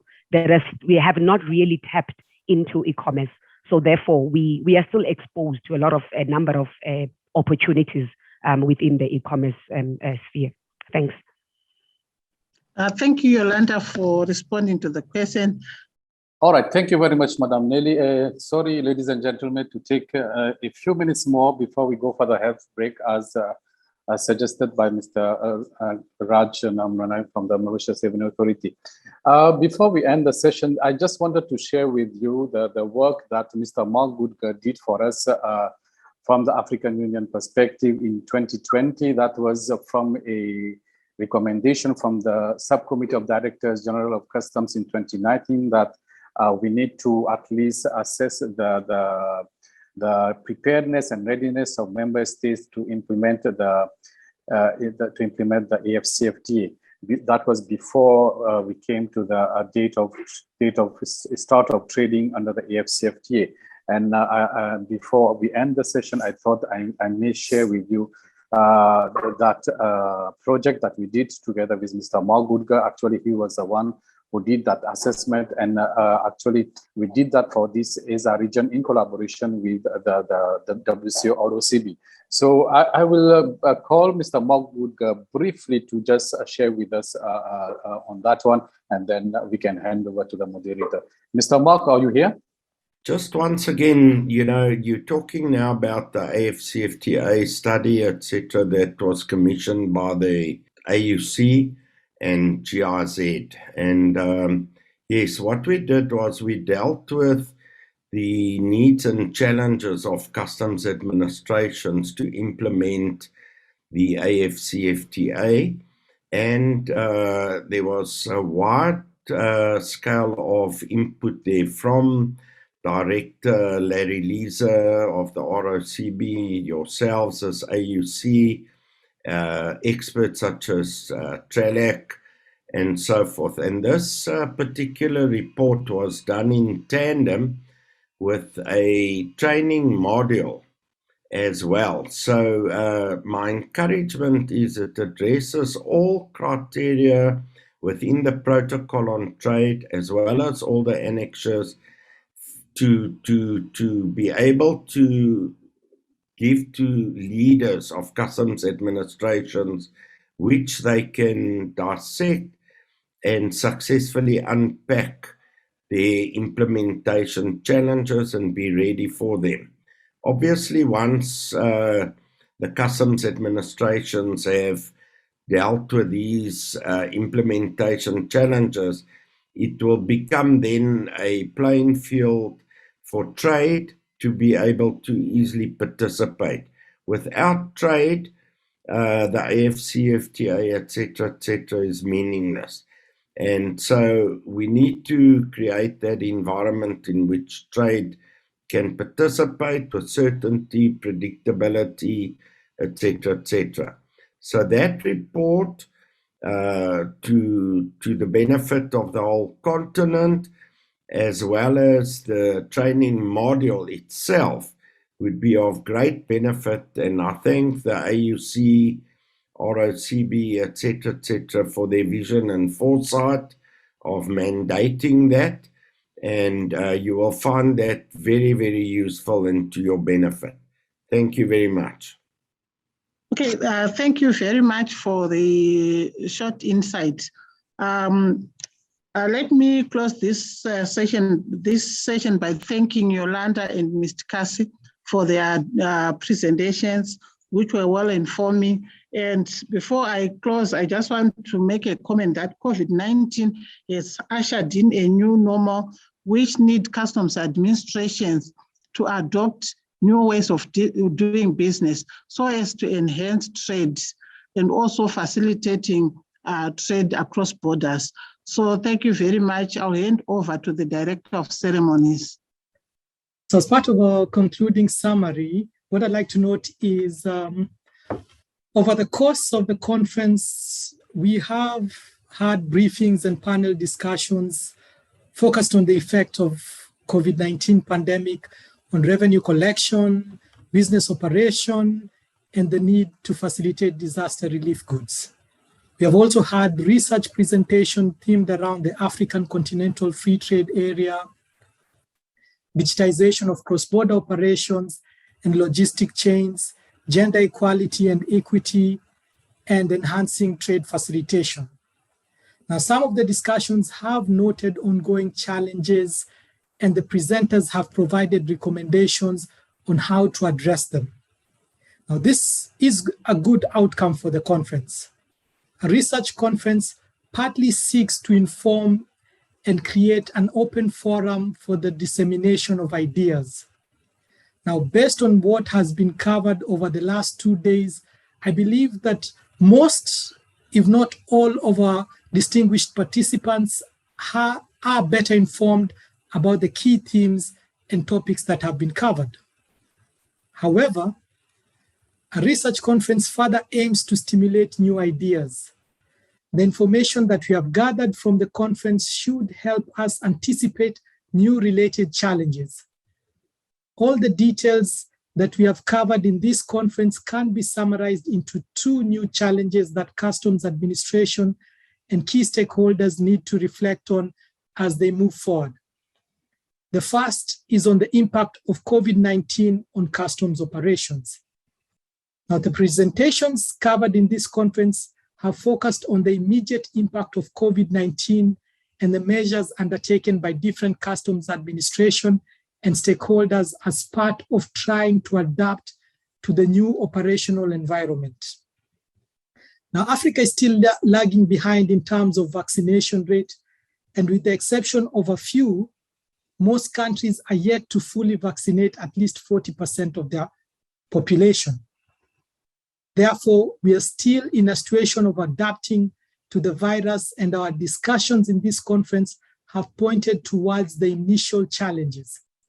However, we need to reflect beyond the current situation and anticipate the operational challenges that will arise when we get to a COVID normal environment. The world is moving towards COVID travel passports and proof of vaccination as part of cross-border requirements. We need to reflect on how this will impact customs operation in our region. We have our unique situation where informal traders are a significant part of our cross-border movement in many parts of Africa. And so what we need to think about is how will customs work to facilitate the movement of such traders as well as prevent the spread of the virus. Now, the second challenge that we need to reflect on is on the implementation of the African Continental Free Trade Area. Our conference presentations have noted that customs plays a big part in securing the success of the African Continental Free Trade Area. This is only the beginning of the conversation. We have learned that customs needs enhanced capability for integrated border management, as well as adapt several trade facilitation tools in order to support the cross-border movement of goods and services being promoted under the African Continental Free Trade Area. Now, the questions to reflect on here are, what measures does your National Customs Administration need to implement? And how can they go about addressing these measures? There are still some unresolved issues under the African Continental Free Trade Area, which will have a direct impact on customs operation. For instance, the member countries will soon agree on the African Continental Free Trade Area rules of origin. And therefore, what we need to reflect on as part of the future is how will customs adapt to the new rules of origin once they're in force. Now, for customs administration and key stakeholders, we need to get ahead of these challenges these new challenges that I've just noted, and place ourselves in a position where we can be proactive rather than reactive. If there's one key lesson that we can draw from the pandemic, is that being unprepared does have serious consequences. The entire world was caught off guard by this pandemic, and for that, we can take some credit in the efforts and measures taken to manage the situation. However, it will not be prudent to continue being reactive to the foreseeable challenges. And one main way of being proactive in preparing for the new challenges is through supporting regional research. With regional, or what we can otherwise call homegrown research, we can have a regional lens to our problem. By supporting researchers from within our regional customs administration and participating private sector, we will be able to draw on the knowledge of researchers who have a better appreciation of our unique set of circumstances. Researchers who would also be invested in their work. Such researchers would be able to customize regional solutions to our problems. Now, from this conference, we have been able to see that the quality of work that can be produced by researchers who work within our member countries' customs administrations. Some of our researchers who have presented over the past 2 days have been drawn from the Zimbabwe Revenue Authority, the South African Revenue Service, the Uganda Revenue Authority, and other regional stakeholders. What this demonstrates is that there is the human resources there. Moreover, this being a capacity building forum, we provide the support in helping such researchers improve on the quality of their work. As an academic supervisor, together with the help of Dr. Nelly Mpanduki, we have worked with the researchers to help them improve on the quality of their research and writing. And I'm happy to add that part of the research work that has actually gone to be published in reputable international journals, including the Journal of Southern African Studies and the World Customs Journal. So my concluding points to our audience is this. To the customs officials who are interested in research and want to contribute to finding solutions to the problems that are faced by your customs administration, well, there is a forum for you to work on that research and improve on the quality of your writing and research. And that forum is the WCO Regional Research Conference. And to our customs administration, the challenges that are there that we've just have noted, the challenges that we need to reflect on, and that we need to find a regional lens and a regional solution would require you to invest in research within your customs administration. And this can be done by either funding or better funding your research departments if they are there, or creating research departments and putting on part of your customs staff members to be part of those research departments to work together with the regional office to improving the research and finding solutions to these regional problems that we have and that we'll be facing into the future. And so that's all. And I'd like to thank you all, to all the presenters and the participants. Thank you for the time and for the presentations. And hopefully we will be able to see you in our next conference into the future. Thank you. So I'd like to pass it on to Larry to give the closing remarks. As a form of appreciation, I'd like to take this opportunity to appreciate everyone who has taken a role and played a role in making this meeting and conference a success. First of all, to the paradise of Mauritius, as we always call you, we would have definitely loved to be here and to be there with you, but due to COVID, we are now here. You still owe us, and I take this opportunity to thank you, Commissioner Vivek, as we call him, Vivekanand, for your support. I also want to take this opportunity, reflecting on the program, but on behalf of the ESA Vice Chair, Mr. Adrian Suarez, who is the Acting Commissioner, Zimbabwe, to appreciate and acknowledge all of you who have joined us in your huge numbers. We have had over 100 people, 200 people logging into this conference, and many playing a role.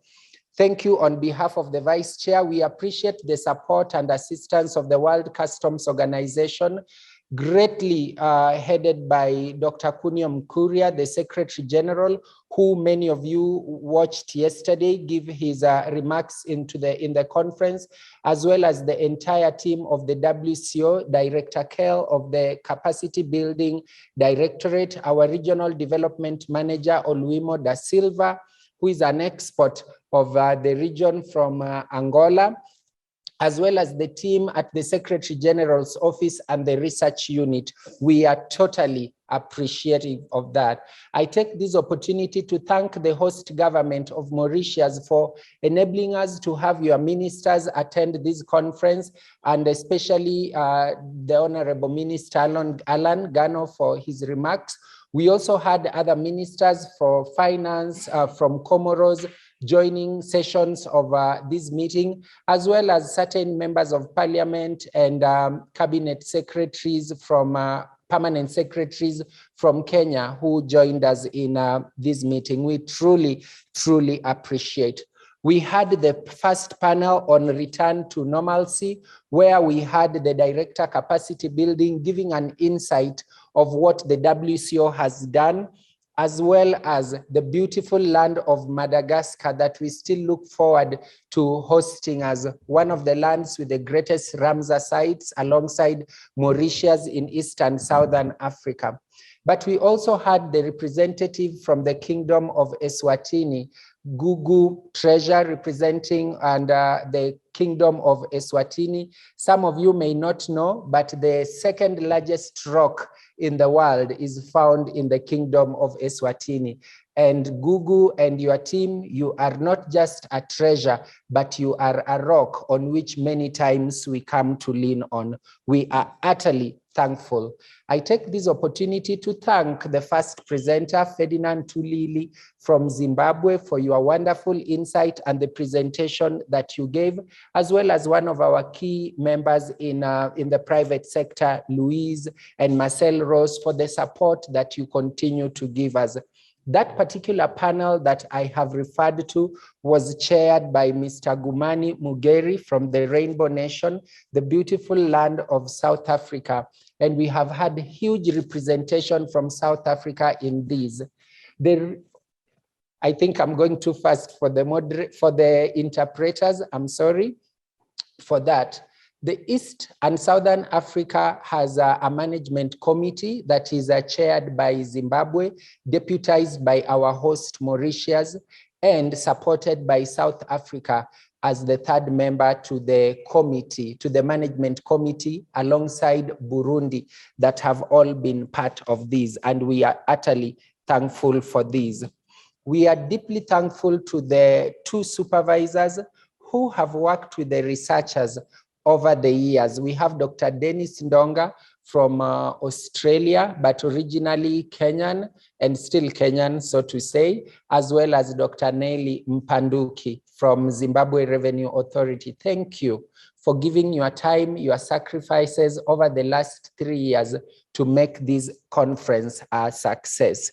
I take this opportunity to appreciate the presenters, Dr. Okoboi and Michael Chanzi from the Pearl of Africa.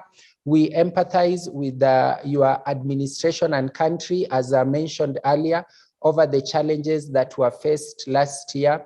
We normally say in Kenya that your president will deal with them seriously, because we know his strength in mapping things like terror and all that. So we wish you well, as we hope and pray for a greater and peaceful region in Eastern Southern Africa and Africa at large.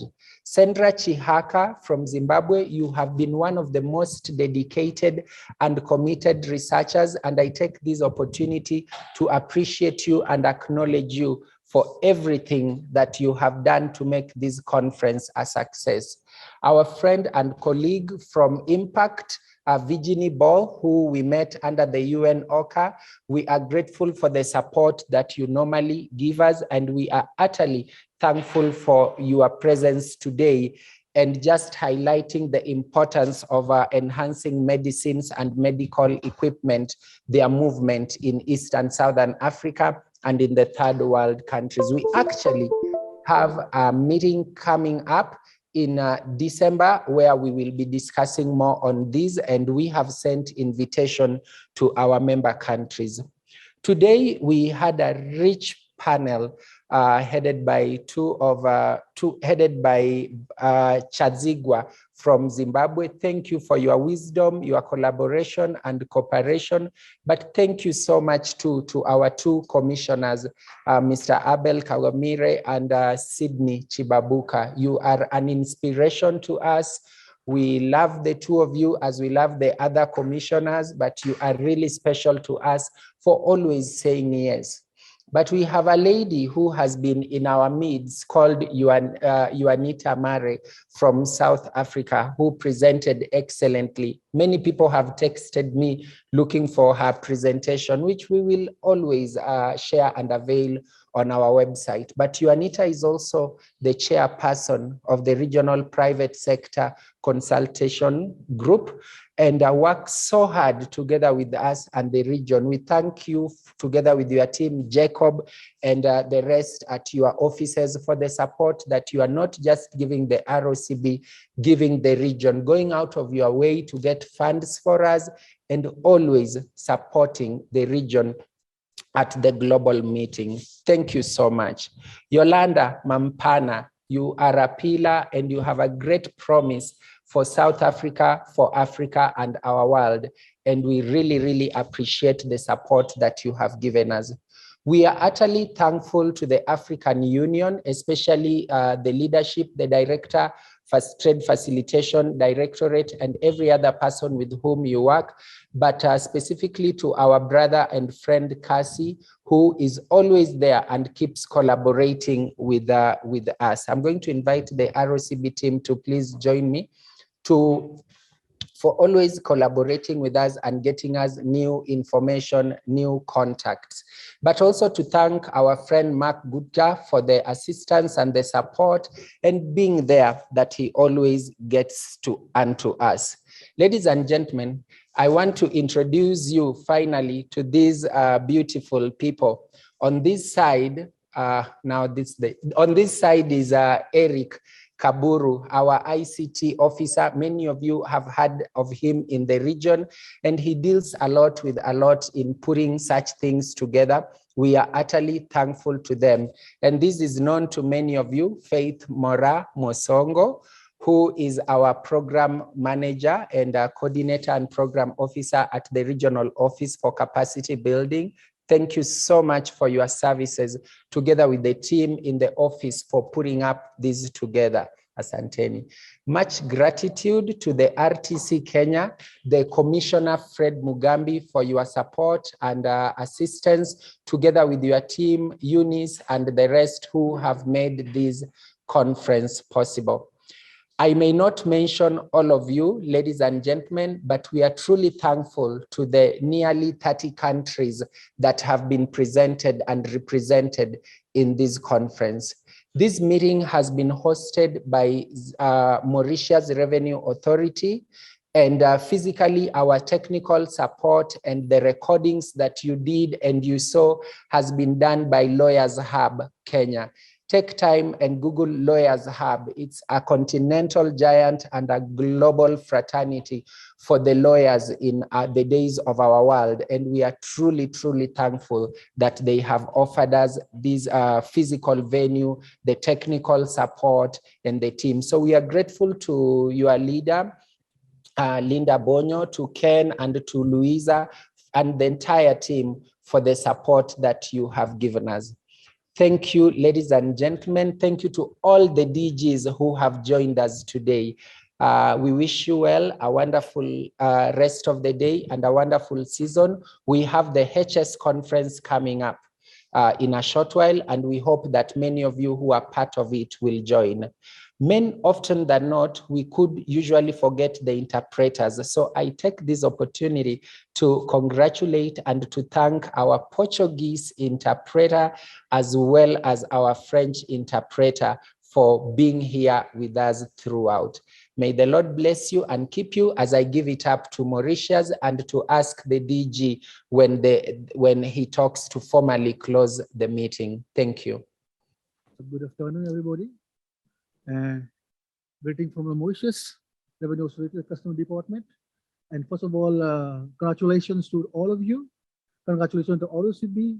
Congratulations to the local team. And this conference has been a great success. As I found that yesterday there were more than 120. Today there are about more than 100 participants.